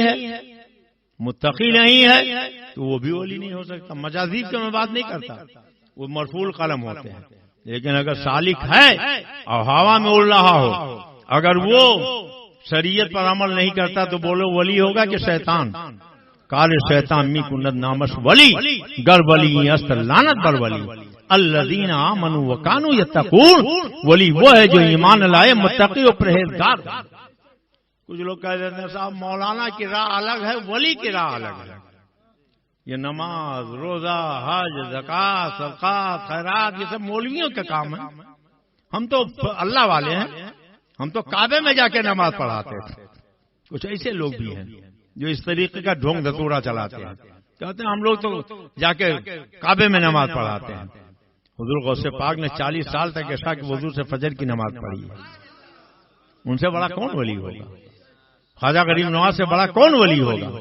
حضرت محبوب الہی نظام الدین اولیاء سے بڑا کون ولی ہوگا؟ حضرت مخدوم علاء الدین علی احمد صابر کلیری جو 12 سال تک ایک گولر کی ٹہنی پکڑے کھڑے رہے، جب نماز کا وقت آتا ہوش میں آ جاتے، نماز پڑھتے اور پھر پکڑ کے کھڑے ہو جاتے. بابا صاحب نے کہا ہے کوئی جو میرے صابر کو ہوش میں لے آئے؟ تو حضرت شمس الدین ترک پانی پتی نے کہا حضور آپ اجازت دیں میں ہوش میں لے آؤں گا. بیٹھا دو گے؟ ہاں بیٹھا دوں گا. جاؤ جو مانگو گے انعام دے دوں گا. گئے تو بہت اچھے قاری تھے حضرت شمس الدین ترک پانی پتی. حضرت صابر پاک گلر کی ٹہنی پکڑے کھڑے تھے، پیچھے سے پہنچ کے تلاوت شروع کر دیا. اور جب تلاوت شروع کیا تو حضرت صابر پاک نے فرمایا کون ہے جو میرے رب کا کلام میرے پیچھے پڑھ رہا ہے؟ سامنے آ کے پڑھے. کہ حضور اتنا جلال ہے کہ سامنے آؤں گا جل کے خاکستر ہو جاؤں گا. کہا تمہارے لیے جلال کب ہوا؟ آؤ سامنے. سامنے آئے. پھر جب جلال کا اثر ہوا تو کہا حضور جل جاؤں گا. کہا چلو جلال کم ہوا، اور قریب آؤ. اور قریب پہنچے. کہا اور قریب آؤ. اور قریب پہنچے. کہا میرے رب کا کلام سناؤ. کہا یہ ٹہنی چھوڑ کے آپ بیٹھ جائیں تب سناؤں گا. ٹہنی چھوڑ دیا اور بیٹھ گئے. یہ حضرت شمس الدین ترک پانی پتی ہیں. ایک مرتبہ حضرت امیر خسرو نے حضرت محبوب الہی سے کہا کہ حضرت میرا جی چاہتا ہے کہ میں کلیہ شریف چلا جاؤں. کہا جاؤ. میرا ایک ساتھی وہاں علاؤ الدین رہتا ہے، جانا تو اس سے ملاقات ضرور کر لینا. گئے تو حضرت مخدوم علاؤ الدین علی احمد صابر کلیری سے ملاقات ہوئی. پوچھا کہاں سے آئے ہو؟ کہا دہلی سے آیا ہوں. دہلی میں میرا ایک ساتھی نظام الدین رہتا ہے، جانتے ہو؟ کہا حضور جانتا نہیں ہوں، میں انہی کا مرید ہوں. کہا اچھا وہ مرید بھی کرتا ہے؟ کہا ہاں. کتنے مرید ہیں؟ کہا حضور آسمان میں جتنے تارے، آسمان میں جتنے تارے میرے پیر کے اتنے ہی مرید ہیں. تو حضرت صابر پاک نے فرمایا میرا ایک شمس کافی ہے. میرا ایک شمس کافی ہے. جملے کی معنویت کو دیکھیے. فرمایا میرا ایک شمس کافی ہے. جب سورج نکلتا ہے تو آسمان کے سارے تاروں کی روشنیاں مات پڑ جاتی ہیں. وہ حضرت صابر پاک نے فرمایا تمہارے پیر کے مریدین آسمان کے تاروں کے برابر ہیں اور میرا مرید شمس الدین ترک پانی پتی سب پہ کافی ہے. کیا شان ہے ان اللہ والوں کی، کیا مقام ہے ان اللہ والوں کا. لوگ پہچانتے نہیں تھے، بس انگوٹھی دیکھ کے پہچانتے یہ بہت پہنچولے فقیر ہیں. ہاں بڑے بڑے لمبے لمبے بال دیکھ کے پہچان لیتے بہت پہنچا ہوا فقیر ہے. اور قرآن نہیں پڑھتے. قرآن کیا کہتا ہے؟ الذین آمنوا وکانوا یتقون. ولی وہ ہے جو ایمان لائے، متقی اور پرہیزگار ہو. کہتے ہیں شریعت کی راہ الگ ہے، طریقت کی راہ الگ ہے. ہم لوگ طریقت والے ہیں، یہ مولوی لوگ شریعت والے ہیں. ہم شریعت والے نہیں، ہم مولوی نہیں ہیں، مولانا نہیں ہیں. اب نماز پڑھتے ہو تو تحیات میں کیا پڑھتے ہو؟ اللہم صلی علی سیدنا و مولانا محمد. تو سب سے پہلے مدینے والے آقا کو آپ نے مولانا کہا. اب اگر کوئی کہہ دے مولانا کی راہ الگ ہے، ہماری راہ الگ ہے، تو اس سے پوچھو سرکار کی راہ سے الگ راہ تو ابو جہل کی تھی، ابو لہب کی تھی، عتبہ کی تھی، شیبہ کی تھی. یہ بتاؤ تمہاری راہ کدھر کی ہے؟ کہتے ہیں ہم طریقت والے ہیں، یہ مولوی لوگ شریعت والے ہیں. اگر اجازت دو تو میں شریعت اور طریقت کو سمجھا دوں. بولے سمجھا دوں. خاتم الاکابر حضرت سیدنا سرکار ابو الحسین احمد نوری، نور جانو، نور ایمان، نور قبر و حشر دے. بول حسین احمد نوری لقا کے واسطے. حضرت نوری میاں سے کسی نے کہا حضور کچھ لوگ کہتے ہیں شریعت الگ ہے، طریقت الگ ہے، حقیقت الگ ہے، معرفت الگ ہے. حضرت نوری میاں نے فرمایا سنو، شریعت بال کا نام ہے. بال، یہ بال جو ہے نا، فرمایا شریعت بال کا نام ہے اور طریقت مانگ کا نام ہے. مانگ جو آپ نکالتے ہو نا کنگھا کر کے. فرمایا بتاؤ اگر کسی کے سر پہ بال ہی نہ ہو، گنجا ہو، تو مانگ کہاں نکالے گا؟ تو مانگ نکالنے کے لیے بال ہونا ضروری ہے کہ نہیں؟ تو شریعت کے لیے طریقت ضروری ہے کہ نہیں؟ فرمایا اگر طریقت ہوگی، شریعت ہوگی تبھی طریقت ملے گی، اور جب طریقت ہوگی تبھی معرفت ملے گی، تبھی حقیقت ملے گی. اور آسان کر دوں، آج کے زمانے میں تو دیسی گھی بہت کم ملتا ہے. شعیب بھائی کو مل جاتا ہوگا. تو یہ دیسی گھی آپ جو کھاتے ہو کیسے بنتا ہے؟ دیسی گھی کیسے بنتا ہے؟ ارے گائے سے ڈائریکٹ بن جاتا ہے. مکھن سے بنتا ہے، مکھن سے بنتا ہے نا. اور مکھن کس سے بنتا ہے؟ دہی سے. دہی کس سے بنتا ہے؟ دودھ سے. دودھ سے کیا بنا؟ دہی. دہی سے کیا بنا؟ مکھن. مکھن سے کیا بنا؟ گھی. اب شریعت دودھ ہے، طریقت دہی ہے، حقیقت مکھن ہے اور معرفت گھی ہے. اب اگر کوئی دودھ لے جا کے نالی میں ڈھکیل دے تو بولو جب دودھ ہی نہیں رہے گا تو دہی ملے گا، اور جب دہی نہیں ملے گا تو مکھن ملے گا، اور جب مکھن نہیں ملے گا تو گھی ملے گا. اور آسان کر دوں، آج کل گنے کا بہت سیزن ہے. گنا آپ نے دیکھا کہ نہیں دیکھا؟ ارے گنے کا رس تو شہروں میں بھی پلایا جاتا ہے. گنے سے شکر بنتی ہے کہ نہیں بنتی؟ تو گنے میں کئی چیزیں ہوتی ہیں. ایک تو گنے کا چھلکا ہوتا ہے، پھر گنے کا گودا ہوتا ہے، گنے کے گودے کے اندر رس ہوتا ہے اور رس کے اندر مٹھاس ہوتی ہے. بزرگوں نے فرمایا، تقریباً فہم کے لیے مثالیں دے رہا ہوں، بزرگوں نے فرمایا کہ شریعت گنے کے چھلکے کا نام ہے، طریقت گنے کے گودے کا نام ہے، اور حقیقت گنے کے رس کا نام ہے، اور معرفت گنے کی مٹھاس کا نام ہے. اب اگر کوئی گنے کا چھلکا چھیل دے تو بولو گودا باقی رہے گا، اور جب گودا باقی نہیں رہے گا تو کیا رس ملے گا؟ اور رس نہیں ملے گا تو کیا مٹھاس ملے گی؟ تو اگر کوئی طریقت، حقیقت، معرفت چاہتا ہے تو بولو پہلے شریعت پہ چلنا پڑے گا کہ نہیں چلنا پڑے گا؟ ارے زور سے بولو، چلنا پڑے گا کہ نہیں چلنا پڑے گا؟ یہ شہادت ہے، الفت میں قدم رکھنا ہے. لوگ آسان سمجھتے ہیں مسلمان ہونا. حضرت سیدنا سرکار محبوب الہی نظام الدین اولیاء، اجازت دو تو ایک واقعہ اور سنا دو، ایمان تازہ ہو جائے گا. سنا دو. اپنے پیر و مرشد حضرت بابا فرید الدین کے دربار میں پہنچے تو بابا صاحب نے موڈ میں تھے، پوچھ لیا نظام الدین محب بنو گے کہ محبوب بنو گے؟ محب بنو گے کہ محبوب بنو گے؟ تو حضرت محبوب الہی نے کہا سرکار اگر اجازت دیں تو میں اپنی ماں سے پوچھا ہوں. کہا جاؤ، ماں کا مقام سمجھو، ماں کا مرتبہ سمجھو، ماں کی شان سمجھو. کہا جاؤ پوچھا. چل پڑے بابا صاحب کے دربار سے اپنے ماں کی طرف، اور چلتے چلتے چلتے چلتے چلتے چلتے کافی دور پر تھا. راستے میں ایک جنگل پڑا، وہاں دیکھا ایک بابا بیٹھے ہوئے ہیں، پھٹے پرانے کپڑے، خستہ حال، بھوکے پیاسے کئی دن کے، کوئی آرام، کوئی آسائش کی چیز ان کے پاس نہیں. اور جب ادھر سے گزرے تو کچھ انہوں نے پوچھا بھی نہیں، انہوں نے کہا محب بننا چاہتے ہو کہ محبوب بننا چاہتے ہو؟ اب سوچ میں پڑ گئے، یا اللہ یہ تو ہمارے پیر و مرشد نے وہاں کہا تھا، یہ اتنی دور پر نہیں، ان کو کیسے پتا چل گیا؟ ابھی سوچ ہی رہے تھے. انہوں نے کہا ٹھیک ہے جاؤ ماں سے پوچھ لینا، اگر ماں نہ بتائیں گی تو کل آنا، کل میں تمہیں بتا دوں گا. اب وہ کہہ کے آئے تھے نا کہ اگر حضور اجازت دیں تو ماں سے پوچھاؤں.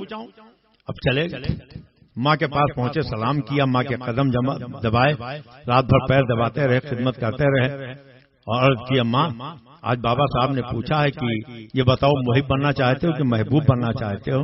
کہا پھر؟ کہا میں نے بابا صاحب سے کہا آپ اجازت دو تو ماں سے پوچھاؤں. کہا تو کہا ماں بتا دو، لیکن ماں جب میں وہاں سے چلا تھا تو راستے میں ایک بابا مل گئے تھے، انہوں نے مجھے دیکھا تو کہا کہ محب بننا چاہتے ہو کہ محبوب بننا چاہتے ہو؟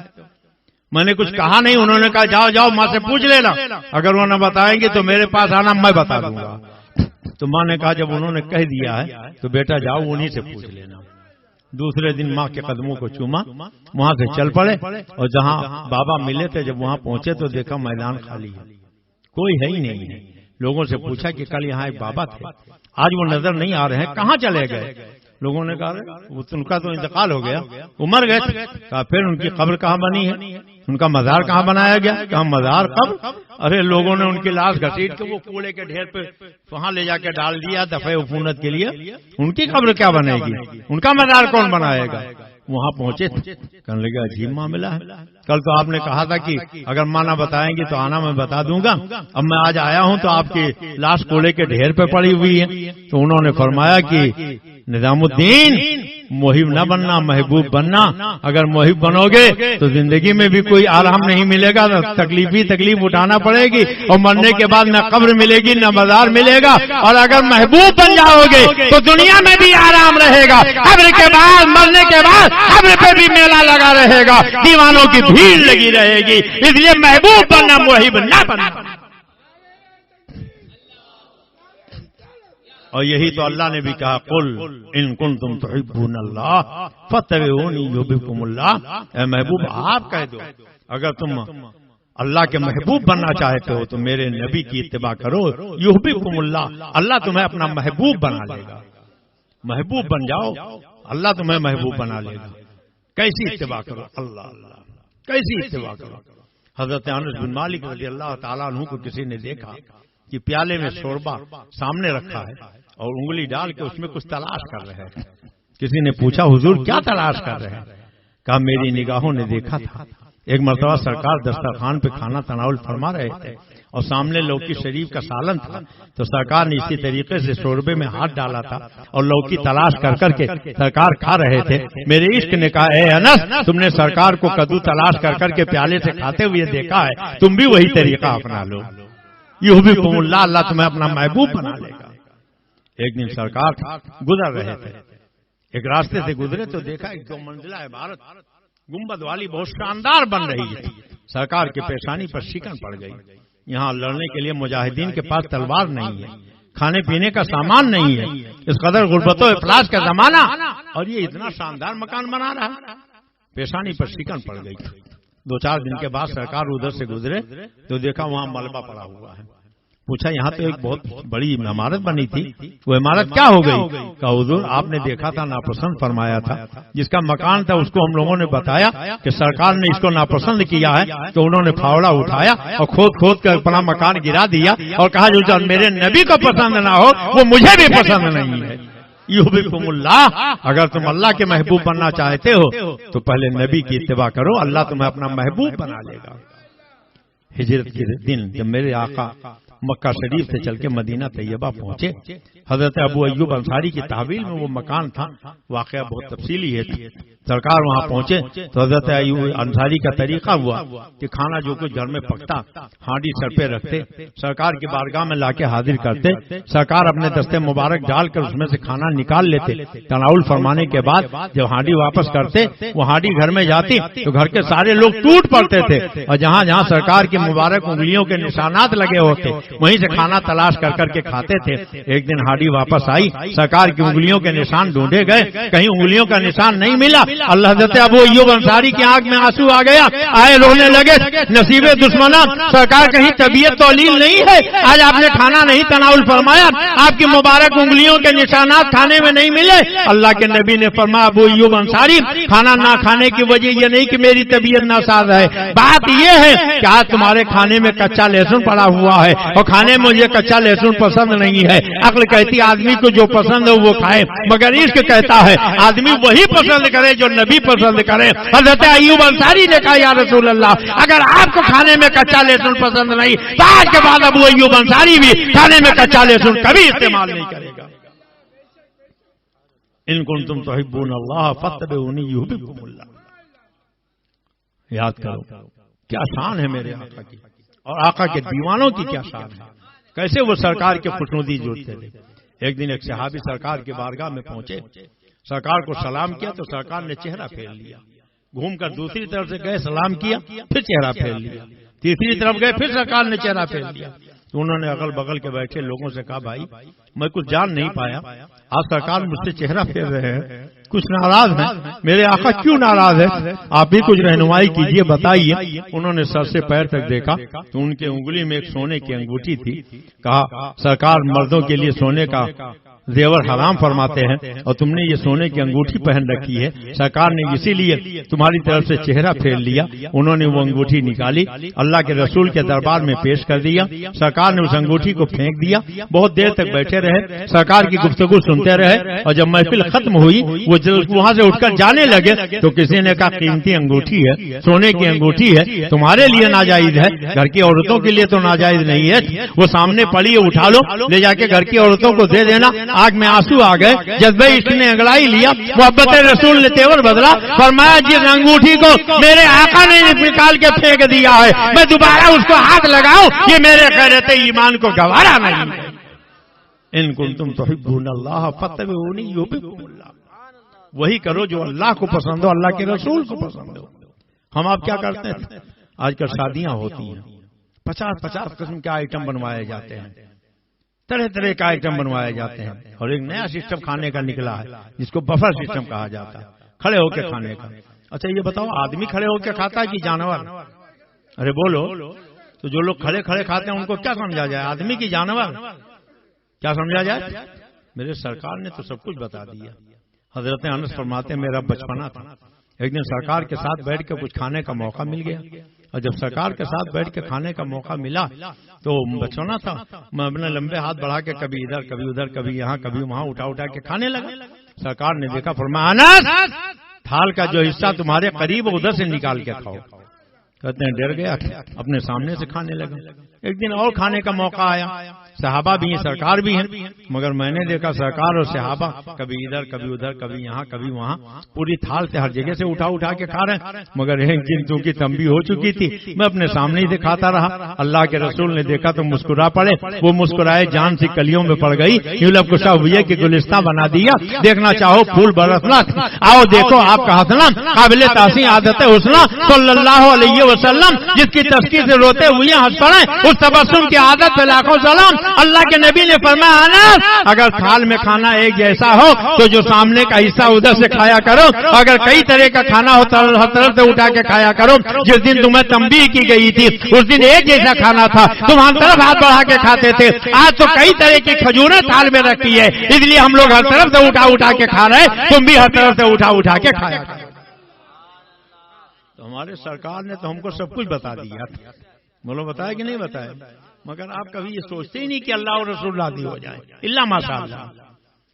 اور دنیا والوں کو راضی کرنے کے چکر میں 50 آئٹم، یہ 50 آئٹم آپ نے بنوائے جو کھانے کے لیے بیٹھے ٹانگیں مرغے کی نوچ رہے ہیں، ایک سے ایک ڈش صاف کرتے جا رہے ہیں۔ جانتے ہو کیا کہتے ہیں؟ دیکھا سب ناجائز کی آمدنی، سب حرام کا مال، کتنا لمبا چوڑا انتظام کر ڈالا، اتنا انتظام کرنے کی کیا ضرورت تھی؟ آپ نے تو یہ اس لیے کیا تھا کہ یہ گاؤں والے، برادری والے، محلے والے، رشتہ دار لوگ خوش ہو جائیں، مگر خوش ہونے کی وجہ سب حرام کی کمائی، سب ناجائز کی آمدنی، سب 2 نمبر کا مال۔ جبھی تو اتنا انتظام کیا، اگر کہیں تھوڑا سا آئٹم کم ہو گیا تو بیٹھیں گے کہا زندگی میں ایک مرتبہ ہاتھ دھلایا تو ڈھنگ سے 2 لقمہ کھانا بھی نہیں کھلا سکا، ارے یہ بھی کنجوس، اس کے باپ دادے بھی کنجوس۔ جن کو خوش کرنے کے چکر میں آپ نے اتنا اہتمام کیا تھا وہ کسی حال میں خوش نہیں ہوتے۔ کو اب کام ایسا کرو کہ جس سے اللہ راضی ہو جائے، اللہ کے پیارے رسول راضی ہو جائے۔ وہ کام نہ کرو کہ جس سے دنیا والے راضی ہو جائیں، یہ دنیا والے کسی حال میں راضی ہونے والے نہیں، زیادہ ہو جائیں گے تو راضی ہونے والے نہیں، کم ہو جائیں تو راضی ہونے والے نہیں۔ صحابہ وہی کام کرتے تھے جس سے اللہ کے رسول راضی ہو جائے۔ حضرت سیدنا عبداللہ ابن عمر اللہ اکبر مسجد نبوی شریف میں پہنچے تو ممبر نبوی پہ ہاتھ پھیرا، ہونٹوں سے لگایا، چہرے پر مل لیا۔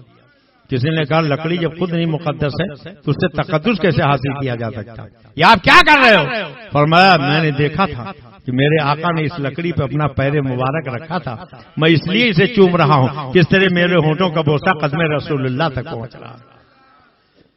یہی عبداللہ ابن عمر ایک دن اونٹنی کی مہار پکڑ کے پہاڑی پر چل رہے، کبھی ادھر کبھی ادھر کبھی یہاں کبھی وہاں۔ کہا کیا کر رہے ہو؟ کہا یہ تو مجھے بھی نہیں معلوم میں کیا کر رہا ہوں۔ پھر آخر ایسا کر کیوں رہے ہو؟ کہا میری نگاہوں نے دیکھا تھا سرکار اسی طریقے سے اونٹنی لے کے گھوما کرتے تھے، میرا عشق کہتا ہے تم نے سرکار کو جو کرتے ہوئے دیکھا وہی تم بھی اپناؤ۔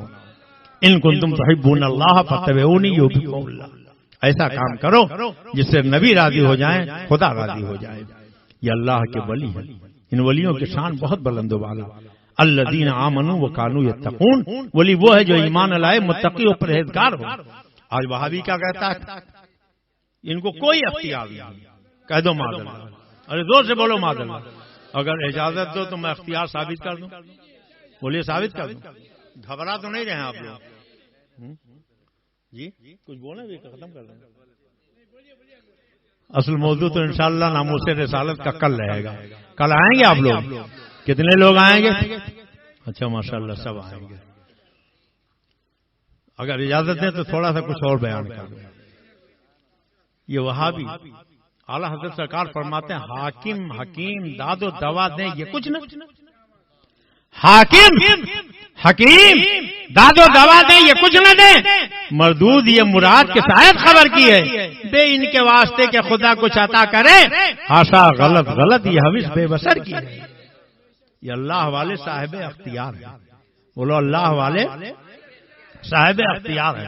کیسے صاحب اختیار ہے؟ قرآن اٹھا کے دیکھو، حضرت عیسیٰ کہتے ہیں انی اخلق لکم من الطین کہیت الطیر، میں مٹی کی مورت بناتا ہوں اور جب بن جاتی فانفخ فیہ، میں اس میں پھونک مار دیتا ہوں اور جب چھو کر دیتا ہوں فیکون طیرا باذن اللہ، واللہ کے حکم سے زندہ ہو کے اڑنے لگتی ہے۔ وہابی کہتا ہے رسول کے چاہنے سے کچھ نہیں ہوتا، کہہ دو معاذ اللہ، اور نبی تو نبی ہیں، حضرت عیسیٰ بھی نبی ہیں، وہ کہتے ہیں کہ میں مٹی کی مورت بناتا ہوں اور جب بن جاتی تو چھو کر دیتا ہوں وہ زندہ ہو کے اڑنے لگتی ہے۔ فرماتے ہیں ابرئ الاکمہ، میں اندھے کو بینائی دیتا ہوں، والابرص، میں کولی کو شفا یاب کرتا ہوں، واحیی الموتى، میں مردے کو زندہ کرتا ہوں، باذن اللہ، اللہ نے مجھے اس کی اجازت عطا فرمائی ہے۔ وہ بھی کہتا اللہ نے کسی کو کوئی اجازت نہیں دی، کوئی اختیار نہیں دیا، اور قرآن نے کیا کہا کہ اللہ نے حضرت عیسیٰ کو اتنا پاور دیا تھا کہ مٹی کی مورت بنا لیتے تھے، پھونک مار کے اڑا دیتے تھے، اندھے کو بینائی دے دیتے تھے، کولی کو شفا دے دیتے تھے، مردے کو زندہ کر دیتے تھے۔ اب بولو اللہ کی مانو گے کہ ملا کی مانو گے؟ قرآن کی مانو گے کہ تقویت الایمان کی مانو گے؟ عقل ہوتی تو خدا سے نہ لڑائی لیتے، یہ گھٹائیں اسے منظور بڑھانا تیرا، ہم ان اللہ والوں کا ادب کیوں کرتے ہیں؟ یاد کیجئے حضرت یوسف علیہ السلام کے بھائی جب حضرت یوسف سے ملنے کے لیے آئے تو حضرت یوسف نے اپنے بھائیوں سے پوچھا کہ بتاؤ ابو کا کیا حال ہے، کہ آپ کی جدائی میں روتے روتے آنکھیں بند ہو گئی، آنکھیں، اور وہاں بھی ترجمہ کرتا آنکھیں اندھی ہو گئی۔ جب نبی ہی معاذ اللہ 100,000 بار معاذ اللہ اندھا ہو جائے گا تو بینا کون رہے گا؟ کسی کو ہدایت کیسے ملے گی؟ آنکھیں بند ہو گئی تو حضرت یوسف علیہ السلام نے اپنا کرتا شریف اتارا۔ کیا اتارا؟ کیا اتارا؟ کچھ لوگ کرتا شریف کا نام لیتے ہیں تو اپنے کرتے کی طرف اشارہ کر دیتے ہیں، بولو ایسا کرنا چاہیے۔ کچھ لوگ سرکار کے دستے مبارک کی بات کرتے ہیں اپنے ہاتھوں کی طرف اشارہ کر دیتے ہیں، سرکار کے مبارک شریف کی طرف بات کرتے ہیں اپنے بالوں کی طرف اشارہ کر دیتے ہیں، اور بعض تو اتنا جسارت کرتے ہیں کہ اپنے پیروں کی بات کرتے ہیں تو اپنے پیروں کی طرف اشارہ کر دیتے ہیں۔ ایک صحابی رسول ہے، انہوں نے کہا کہ سرکار نے فرمایا کہ جس کو اللہ نے 2 بیٹیاں دی ان کی شادی کرے اور عزت کے ساتھ رخصت کر دے، وہ جنت میں میرے ایسے قریب ہوگا اپنی انگلیاں اٹھا کر دکھائیں جیسے میری دونوں انگلیاں آپس میں ملی ہوئی۔ جب صحابی رسول نے یہ حدیث بیان کی تو رونے لگے، لوگوں نے کہا آپ رو کیوں رہے ہیں؟ کہا میں اپنے ہاتھ کیسے اٹھاؤں، میرے ہاتھ سرکار کے ہاتھ کی طرح نہیں، میں اپنی انگلیاں ملا کر کیسے دکھاؤں، میری انگلیاں سرکار کے مبارک انگلیوں کی طرح رہی۔ تو یہ تشبیہ نہیں ہونا چاہیے، اللہ کے پیارے رسول سید عالم صلی اللہ علیہ وسلم کا ادب کرو، احترام کرو، ولی کا ادب کرو۔ حضرت یوسف علیہ السلام نے اپنے بھائیوں کو اپنا کرتا شریف دیا اور فرمایا یہ میرا کرتا شریف لے جاؤ، میرے والد گرامی کے چہرے پہ ڈال دو، ان کی آنکھیں کھل جائیں گی۔ محبت سے کہہ دو سبحان اللہ۔ حضرت یوسف علیہ السلام اللہ کے نبی، بولو کیا ہیں؟ کیا ہیں؟ اور ان کے والد حضرت یعقوب علیہ السلام وہ بھی اللہ کے نبی تھے، بیٹا بھی نبی، والد بھی نبی۔ انبیاء مستجاب الدعوات ہوتے ہیں، حضرت یوسف دعا کرتے ان کی دعا قبول ہو جاتی، حضرت یعقوب دعا کرتے ان کی دعا قبول ہو جاتی، مگر نہ بیٹا دعا کر رہا نہ والد دعا کر رہا، بیٹا اپنا کرتا شریف بھیج رہا ہے۔ کیا بھیج رہا ہے؟ گویا نگاہیں نبی دیکھ رہی تھی 14ویں صدی میں کچھ ایسے ملانے پیدا ہونے والے ہیں جو ولیوں کی توہین کریں گے، کہیں گے نبی کے چاہنے سے کچھ نہیں ہوتا، میرا یہ کرتا شریف لے جاؤ، اور یہ میرا کرتا شریف لے جا کر میرے والد محترم کے چہرے مقدس پہ ڈال دینا، اور جب ان کے چہرے اقدس پہ ڈالنا تو ان کی آنکھیں کھل جائیں گی۔ دعا نہیں کی، کرتا شریف بھیجا، بھائی لے گئے، والد گرامی کو دیا، اور والد گرامی نے اپنے بیٹے کا کرتا شریف اپنے چہرے پر ڈالا۔ اور سب سے بڑی بات تو یہ کہ اللہ نے پورے واقعے کو قرآن میں بیان کر دیا، اذهبوا بقمیصی ھذا فالقوا علی وجہ ابی بصیرا، میری یہ قمیص لے جاؤ میرے والد گرامی کے چہرے پہ ڈال دو، فارتد بصیرا، اور جب لے جا کے ڈالا تو ان کی آنکھوں کی بینائی واپس آ گئی۔ پتہ چلا قرآن نے بتا دیا کہ اللہ والے تو حاجت روا ہوتے ہی ہے، اللہ والے تو دافع البلا ہوتے ہی ہے، اللہ والے تو مشکل کشا ہوتے ہی ہے، اللہ والے کے جسم سے جو دھاگا لگ جائے وہ دھاگا بھی حاجت روا ہو جاتا ہے، وہ دھاگا بھی مشکل کشا ہو جاتا ہے، وہ دھاگا بھی دافع البلا ہو جاتا ہے۔ اگر یہ عقیدہ بریلی کا ہے تو بریلی نے ہم کو وہی عقیدہ بتایا جو قرآن نے دیا، اذهبوا بقمیصی ھذا فالقوا علی وجہ ابی بصیرا فارتد بصیرا۔ پتہ چلا میرے اعلیٰ حضرت نے ہم کو جو عقیدہ اور مسلک دیا وہ ایسا عقیدہ اور مسلک دیا جو قرآن سے ثابت ہے۔ بولو کہاں سے ثابت ہے؟ کہاں سے ثابت ہے؟ ایک جگہ میں نے یہ تقریر میں کہہ دیا تو ایک مولوی کھڑا ہو گیا، مولانا آپ نے جو مثالیں دی ہیں وہ ایک نبی کی دی، اور یہ لوگ اللہ کے ولی ہیں، تو ولی اور نبی کو آپ برابر کر دیں گے؟ آپ ولی کا اختیار قرآن سے ثابت کیجیے۔ میں نے کہا ولی کا اختیار بھی ثابت کر لو، یہ ہمارے ممبر نور پہ علماء کی کہکشاں سجی ہے، الحمدللہ جتنا ہم بولتے ہیں اس سے زیادہ ان سب کو معلوم ہے، یہ آپ کے لیے گفتگو ہو رہی ہے۔ ولی کا اختیار قرآن سے سمجھ لو۔ اللہ کا شکر ہے کہ ہمیں تو ایسا عقیدہ دیا گیا جو صحابہ کا عقیدہ، تابعین کا عقیدہ، تبع تابعین کا عقیدہ۔ ایک بڑا دلچسپ واقعہ یاد آ گیا، حضرت سفینہ سفر میں تھے۔ پہلے کے زمانے میں جب کہیں سفر میں جانا ہوتا ایسا نہیں تھا کہ آج ہمیں آپ کے ہاں آنا تھا تو ہمارے بھائی نے حافظ صاحب نے فرمایا کہ ٹکٹ وہیں سے بنوا لیجیے، ٹکٹ بنوایا، بیٹھے 2 گھنٹے کے اندر لکھنؤ سے آپ کے حیدرآباد پہنچ گیا۔ پہلے کے زمانے میں جب لوگوں کو سفر کرنا ہوتا تو مہینوں پہلے تیاری کرتے تھے، اعلان ہوتا تھا بھائیو فلاں مہینے کی فلاں تاریخ کو قافلہ بنگلور جائے گا، جتنے لوگ جانے والے ہیں سب تیار ہو جائیں۔ اب جس کو جانا ہوتا اتنے دن میں تیاری بنا لیتے، سب چلتے تھے، پورا ایک قافلہ چلتا تھا، کہیں راہ میں ڈاکو نہ مل جائے، چور نہ مل جائے، وہ چکے نہ مل جائیں، ایک بڑا مجمع لے کے لوگ چلتے تھے۔ حضرت سفینہ بھی ایک قافلے کے ساتھ چلے، راستے میں کوئی ضرورت پڑ گئی، استنجا کی، وضو کی، نماز کی، وہ رک گئے، اور جب ضرورت سے فارغ ہوئے تو قافلہ جا چکا تھا، اور جب قافلہ جا چکا تھا تو اب وہ آگے پیچھے دائیں بائیں دیکھ رہے ہیں، تلاش کر رہے ہیں، قافلے کا کہیں پتہ نہیں۔ حضرت سفینہ شام بھی ہو رہی ہے، قافلہ بھی نظر نہیں آ رہا، چل رہے ہیں، جنگل ہے، اتنے میں ایک جھاڑی ہلی، اور جب جھاڑی کے قریب پہنچے تو دیکھا شیر ببر سامنے جھاڑی میں موجود۔ اب اگر کہیں جنگل میں شیر سامنے آ جائے تو کیا حال ہوگا؟ اندازہ لگانا ہو تو کسی چڑیا گھر کے شیر کے پاس جا کے دیکھ لو، سلاخوں کے پیچھے رہو، اگر وہ گرا کے دوڑے تو کیا حال ہوگا؟ ایک پہاڑی ایک مرتبہ کسی کے ہاں نوکری کے لیے درخواست لے کے گیا، میں بہت بہادر آدمی ہوں، مجھ کو نوکری کے لیے رکھ لو، کہا امتحان لوں گا، امتحان دو گے؟ کہا بالکل دے دوں گا۔ کہا اچھا آؤ کھڑے ہو جاؤ، میں گولی ماروں گا، اگر تم اپنی جگہ پر کھڑے رہ گئے تو اس کا مطلب پہلوان ہو، ہمارا کام کر سکتے ہو، تو میں تمہیں رکھ لوں گا۔ اس کو کھڑا کر دیا، گولی نشانے پہ لگایا، 1 2 3 کر کے فائر کیا، تو پہاڑی بھی بیچارہ بہت پریشان تھا، اپنی جگہ کھڑا رہ گیا، گولی آئی اور سنسناتی ہوئی آستین تھوڑا سا چھید کرتی ہوئی نکل گئی، وہ اپنی جگہ پر کھڑا رہ گیا۔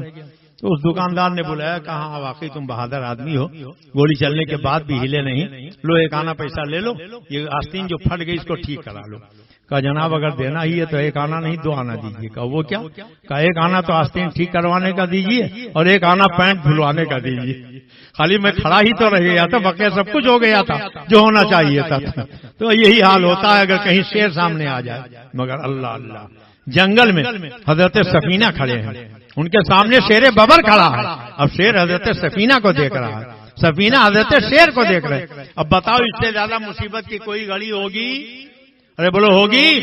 اور وہاں بھی کیا کہتا مصیبت کی گھڑی میں، پریشانی کے وقت اللہ ہی کا نام لینا چاہیے، اللہ کے سوا کسی کا نام نہیں لینا چاہیے. مگر قربان جاؤ صحابی رسول حضرت سفینہ کے لیے اس سے زیادہ مصیبت کی گھڑی کیا ہوگی کہ جنگل میں شیر ببر سامنے کھڑا ہے، حضرت سفینہ کھڑے ہیں اور وہ شیر ان کو دیکھ رہا ہے، وہ شیر کو دیکھ رہے ہیں، مگر نہ ڈرے نہ گھبرائے نہ خوف زدہ ہوئے، بلکہ بات کہنا شروع کر دیا. کیا بات کہا؟ یا ابا الحارث انا مولا رسول اللہ صلی اللہ علیہ وسلم. اے جنگل کے بادشاہ میں رسول اللہ کا غلام ہوں، میں رسول اللہ کا غلام ہوں. اور جب شیر نے سنا تو دم ہلا کے راستہ بتا کے لے جا کے قافلے تک پہنچایا. واقعہ آپ بارہ سن چکے. اب میں ایک بات بتانا چاہتا ہوں. حضرت شیخ محقق شاہ عبدالحق محدث دہلوی رحمۃ اللہ علیہ فرماتے ہیں کہ حضرت سفینہ نے اس گھڑی میں ایسے مصیبت کے وقت اللہ کے بجائے رسول اللہ کا نام کیوں لیا؟ اللہ کا نام کیوں نہیں لیا؟ رسول اللہ کا نام کیوں لیا؟ ایک بات سن لو، روزی دینا یہ اللہ کا کام ہے. بولو کس کا ہے؟ بولو کس کا ہے؟ ہم کو آپ کو روزی کون دیتا ہے؟ انسان چرندوں پرند کو روزی کون دیتا ہے؟ ہو سکتا ہے کبھی کبھی اچھا آئٹم مل جاتا کھانے کو تو ہم اسپیشل شکریہ اللہ تیرا ہزار شکر و احسان ہے کہ روزانہ دال چاول کھلاتا تھا، آج بہت اچھے اچھے آئٹم آ گئے کھانے کے لیے مل گئے. تو شیر نے بھی جب دیکھا ہوگا کہ حضرت انسان سامنے موجود ہے تو اس نے اللہ کا اسپیشل شکریہ ادا کیا ہوگا. مولا پہاڑا تو روز کھلاتا ہے، جنگلی ہرن تو روز کھلاتا ہے، آج حضرت انسان مل گئے، بہت اچھی غذا مل گئی ہے، آج تیرا ہزار شکر و احسان ہے. تو اگر اللہ کا نام لیتے تو ہو سکتا اللہ کی صفت رزاقیت جوش میں آ جاتی، شیر کو اشارہ ہو جاتا جا لقمہ تر بنا لے، اپنی غذا حاصل کر لے. اس لیے کہ اللہ جہاں رحمان و رحیم ہے وہیں رزاق بھی ہے. تو حضرت سفینہ نے اللہ کے بجائے رسول اللہ کا نام لیا، اس لیے کہ رسول اللہ رزاق نہیں رحمت للعالمین ہے، اور جب رحمت للعالمین ہے تو وہ اپنے غلاموں کی حفاظت فرمائے. پتا چلا کہ مصیبت کی گھڑی میں دکھ کے موقع پر اللہ والوں کو یاد کرنا یہ صحابہ کا طریقہ. بولو کس کا طریقہ ہے؟ بولو کس کا طریقہ ہے؟ تو کہنے لگے صاحب آپ کہتے ہو ولی اختیار والے ہیں، اس کا ثبوت دیجیے. میں نے کہا یاد کرو حدود حضرت سلیمان علیہ السلام کے دربار سے غائب. جب واپس آیا تو پوچھا کہاں تھے؟ کہا میں ملک سبا گیا تھا. پھر وہاں میں نے ایک رانی کو دیکھا، واللہ عرش عظیم، اس کے لیے بہت بڑا تھا مگر وہ شرک کرتی. تو حضرت یوسف علیہ السلام حضرت سلیمان علیہ السلام نے ملکہ بلقیس کے نام ایک خط لکھا تھا، آ کلمہ پڑھ کے ایمان لے. حدود کو دیا لے جاؤ. سینکڑوں میل کی دوری پر 7 محل میں تالے کے اندر بند ملکہ اپنے تخت پہ بیٹھا کرتی تھی. کہا کیسے لے جاؤں؟ کہا رے تو حدود ہے، روشن دانوں اور جھروکھوں سے اڑتا اڑاتا جا اور ملکہ کی گود میں ڈال دے. حدود نے خط لیا اور ملکہ کی گود میں لے جا کے ڈال دیا. ملکہ نے خط کھول کے پڑھا، کانپنے لگا. اور جب کانپنے لگا، ملکہ کانپنے لگی تو درباریوں نے کہا کہ آپ تو بڑے بڑے بادشاہوں کے مقابلے میں نکلی ہیں، آج اتنا ڈر کیوں گئی؟ آپ ہمیں اجازت دیجیے، ہم ان سے جنگ کریں گے. کہا نہیں ٹھہرو، پہلے ہم ان کا امتحان لیں گے. اگر وہ بادشاہ ہیں ان سے جنگ کریں گے، اگر بادشاہ کے بجائے وہ نبی ہیں تو جا کے ایمان لے آئیں گے. کیسے امتحان لوگی؟ تو 1200 سردار بلائے، سونے چاندی کی اینٹیں منگائی تھی، مشک زعفران کے تحفے اکٹھا کیے. کہا یہ لے جا کے دو. اور جب سردار لوگ لے کر چلے تو حضرت سلیمان نے فرمایا کہ ملکہ کے قاصد آ رہے ہیں، جاؤ 50 کلومیٹر تک پوری سڑک سونے چاندی کے اینٹ کی بنا دو. سڑک سونے چاندی کی اینٹ کی بن گئی. اب جو لوگ سر پہ سونا چاندی تحفہ سمجھ کے لا رہے تھے، پیر بڑھایا تو سونے کی اینٹ پر چاندی کی اینٹ پر ندامت سے سر جھک گیا کہ جس کو ہم تحفہ سمجھ کے لے جا رہے ہیں تو وہ تو ہمارے پیروں کے نیچے ہے، کس منہ سے لے جائیں؟ مگر ملکہ کا حکم تھا، لے گئے. اور جب حضرت سلیمان کے دربار میں پیش کیا تو فرمایا واپس جاؤ، اپنی ملکہ سے کہو ہمیں تحفے کی ضرورت نہیں، وہ آ کے ایمان لائے، ہمیں اس کے ایمان کی ضرورت ہے. واپس لے کر گئے. اب ملکہ چل پڑی. کل 3 کلومیٹر کا فاصلہ رہ گیا. کتنا 3 کلومیٹر کا. حضرت سلیمان نے فرمایا ملکہ آ رہے ہیں. اے درباریوں، کیا تم میں کوئی ایسا ہے جو ملکہ کا تخت میرے دربار میں اٹھا لائے؟ تو قرآن کہتا قال عفریت من الجن، ایک جن اٹھ کے کھڑا ہوا، اس نے کہا حضور آپ مجھے اجازت دیجئے، میں آپ کا دربار برخاست ہونے سے پہلے ملکہ کا تخت لا کر آپ کے دربار میں پہنچا دوں گا۔ حضرت سلیمان علیہ السلام کا دربار صبح لگتا تھا، دوپہر تک چلتا تھا، گویا جن نے کہا دوپہر تک میں لے آؤں گا۔ حضرت سلیمان نے کہا وہ تو بالکل قریب آ گئی، 3 کلومیٹر کا فاصلہ رہ گیا، تم نے بہت ٹائم مانگ لیا، میں اس سے زیادہ جلدی چاہتا ہوں۔ تو حضرت سلیمان کے ولی کھڑے ہوئے، عالم کتاب کھڑے ہوئے، انہوں نے کیا کہا قرآن سے سنو، وہ کہتے ہیں انا آتی کے بہی قبل ان یرتد الیک طرفک، اے اللہ کے نبی اب مجھے اجازت دیجئے، میں پلک جھپکنے سے پہلے ملکہ کا تخت لا کر آپ کے دربار میں حاضر کر دوں گا۔ بولو نظام آباد والو، پلک جھپکنے میں مہینہ 2 مہینہ لگتا ہے، گھنٹہ 2 گھنٹہ، منٹ 2 منٹ، وہ کیا کہہ رہے ہیں پلک جھپکنے سے پہلے لے آؤں گا۔ اور تخت کتنا بڑا تھا، اس چوکی کے برابر۔ تفسیر جلالین شریف اٹھا کے دیکھا، 280 فٹ لمبا، کتنا 280 فٹ لمبا، 140 فٹ چوڑا اور 90 فٹ اونچا۔ 280 فٹ لمبا، 140 فٹ چوڑا، 90 فٹ اونچا، سینکڑوں میل کی دوری پر 7 محل میں تالے کے اندر بند حضرت سلیمان کے ولی کہتے ہیں انا آتی کے بہی قبل ان یرتد الیک طرفک، اے اللہ کے نبی اب مجھے اجازت دیجئے، میں پلک جھپکنے سے پہلے ملکہ کا تخت لا کر آپ کے دربار میں حاضر کر دوں گا۔ ہمیں کہنے دیجئے جب حضرت سلیمان کے ولی کا یہ اختیار قرآن سے ثابت ہے تو پیرے پیرا میرے میرا شاہ جیلا شہنشاہ بغداد غوث سمدانی قطب ربانی بڑے پیر دستگیر سیدنا شیخ میر سلطان عبد القادر جیلانی سید الانبیاء کے ولی تھے، وہ فرماتے ہیں جہاں سورج ڈوبتا ہے وہاں میرا مرید ہو، جہاں سورج نکلتا ہے وہاں میرا مرید ہو، جہاں سورج ڈوبتا ہے میں وہاں ہوں، اگر میرے مرید کا سطر کھل جائے تو میں لمبا ہاتھ بڑھا کے ڈھک دوں گا۔ غوث پاک فرماتے ہیں نظر تو الی بلاد اللہ جمع کا خلدلت اللہ حکم اتصالی، میں اللہ کے شہروں کو ایسے دیکھتا ہوں جیسے ہاتھ کی ہتھیلی پر رائی کا دانہ دیکھا جاتا ہے۔ جب ان کے گدا بھر دیتے ہیں شاہان زمانہ کی جھولی، محبوب کا جب یہ عالم ہے، مختار کا عالم کیا ہوگا؟ اللہ تبارک تعالیٰ اپنے محبوب ولیوں کی ہمیں سچی عقیدت عطا فرمائے، مسلک اعلی حضرت پر چلنے کی توفیق عطا فرمائے۔ بات بہت دور نکل گئی۔ حضرت سیدنا امیر خسرو اپنے پیر و مرشد کے حکم پر بادشاہوں کے دربار میں جاتے تھے، بادشاہ لوگ اشرفیاں دیا کرتے تھے اور اتنا دیتے تھے کہ ابھی آپ نے سنا کہ 7000 اشرفیاں دے کر اپنے پیر کی جوتیاں انہوں نے خرید لی ہیں، اپنے پیر کی جوتیوں کو انہوں نے اپنے سر کا تاج بنا لیا۔ حضور اعلی حضرت امام اہل سنت مجدد دین و ملت فاضل بریلوی رضی اللہ تعالیٰ عنہ کی بارگاہ میں نان پارا کے کچھ لوگ پہنچ گئے کہ ہمارے نان پارا کا نواب اگر کوئی قصیدہ اچھا لکھ دے تو اتنا دیتا ہے کہ زندگی بھر کے لیے کافی ہو جاتا ہے، آپ کوئی قصیدہ لکھ دو۔ اعلی حضرت نے قلم اٹھایا، لکھنا شروع کیا۔ وہ کمال حسن حضور ہے کہ گمان نقش جہاں نہیں، یہی پھول خار سے دور ہے، یہی شمع ہے کہ دھواں نہیں۔ اور مقطع میں فرمایا کروں مد اہل دول لدا بڑے اس بلا میں میری بلا، میں گدا ہوں اپنے کریم کا، میرا دین پارے نان ہے۔ پارے نان کے معنی ہوتے ہیں روٹی کا ٹکڑا، اور اسی پارے نان کو الٹا کر دیجئے تو نان پارا بن جاتا ہے۔ وہ اعلیٰ حضرت نے فرمایا کہ میرا دین نہ تو روٹی کا ٹکڑا ہے نہ نان پارا ہے۔ اور پھر اعلیٰ حضرت اللہ اکبر داغ دہلوی نے اعلیٰ حضرت کا ایک شعر سنا تھا، مچل اٹھے، کہنے لگے پورا دیوان میرا اعلیٰ حضرت لے لے، اپنا یہ شعر مجھے دے دیں تو میں اپنی شاعری پہ ناز کروں گا۔ جانتے ہو شعر کون سا تھا؟ اعلیٰ حضرت نے کہا تھا حسن یوسف پہ کٹی مصر میں انگشتے زنا، سر کٹاتے ہیں تیرے نام پہ مردانے عرب۔ داغ نے کہا تھا دیکھو حسن سامنے موجود ہو، حضرت مفتی صاحب سامنے موجود ہوں، کہا جاؤ چائے لے آؤ، آپ دوڑ کے لے آئیں گے، لیکن گھر سے اگر یہ کسی سے کہلا دیں کہ چائے لے آؤ تو سامنے موجود نہ ہوں تو نام پہ کام کرنا ذرا مشکل ہوتا ہے۔ وہاں حضرت یوسف کا حسن سامنے موجود تھا، حسن یوسف پہ کٹنگ بھی دیکھ لیجئے، آپ چاقو سے قلم بنا رہے ہیں، انگلی کٹ جائے یہ تو ممکن ہے، لیکن کہا جائے انگلی انگلی کاٹو تو یہ ذرا مشکل ہو جاتا ہے.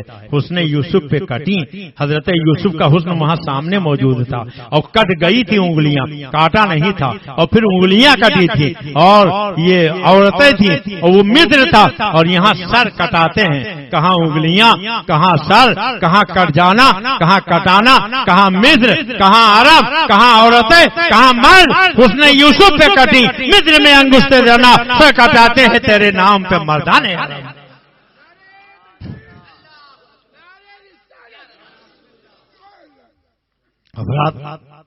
الذین آمنوا وکانوا یتقون, ولی وہ ہے جو ایمان لائے متقی و پرہیزگار ہو. ان ولیوں کی بارگاہ میں ادب اور احترام کے ساتھ حاضری دو. ہر کجا بود چشمہ شیریں, مردماں مرغ مور گردائن, جہاں میٹھے پانی کا چشمہ ہوتا ہے, آدمی چونٹی چڑیاں سب وہاں اکٹھا ہوتے ہیں. آپ دیکھو یہاں دیوانے آتے رہتے ہیں, خالی جھولیاں لے کے آتے ہیں اور گوہر مراد سے پر کر کے لے جاتے ہیں. اللہ کا شکر ہے کہ بڑے بڑے راجاؤں مہاراجاؤں کی مرگھٹوں کا پتہ تک نہیں ہے, مگر اللہ کے ولیوں کا مزاج سلامت ہے. آنے والے آتے رہتے ہیں, خالی جھولیاں بھر کے لے جاتے ہیں. ہم بھی آئے ہیں. اللہ تبارک تعالیٰ اپنے محبوب ولی کے صدقے میں ہمارے خالی دامنوں کو گوہر مراد سے پر کر. جن لوگوں نے دامے درمے خدمے سخنے اس عرص پاک کے انعقاد میں تعاون کیا ہے, ان کے مال منال میں آل اولاد میں بے پایاں برکتیں عطا فرمائے. ہم سب کو اسلام و سنیت مسلک اعلیٰ حضرت پر چلنے کی توفیق عطا فرمائے. آمین. وما علینا الا البلاغ المبین. السلام علیکم.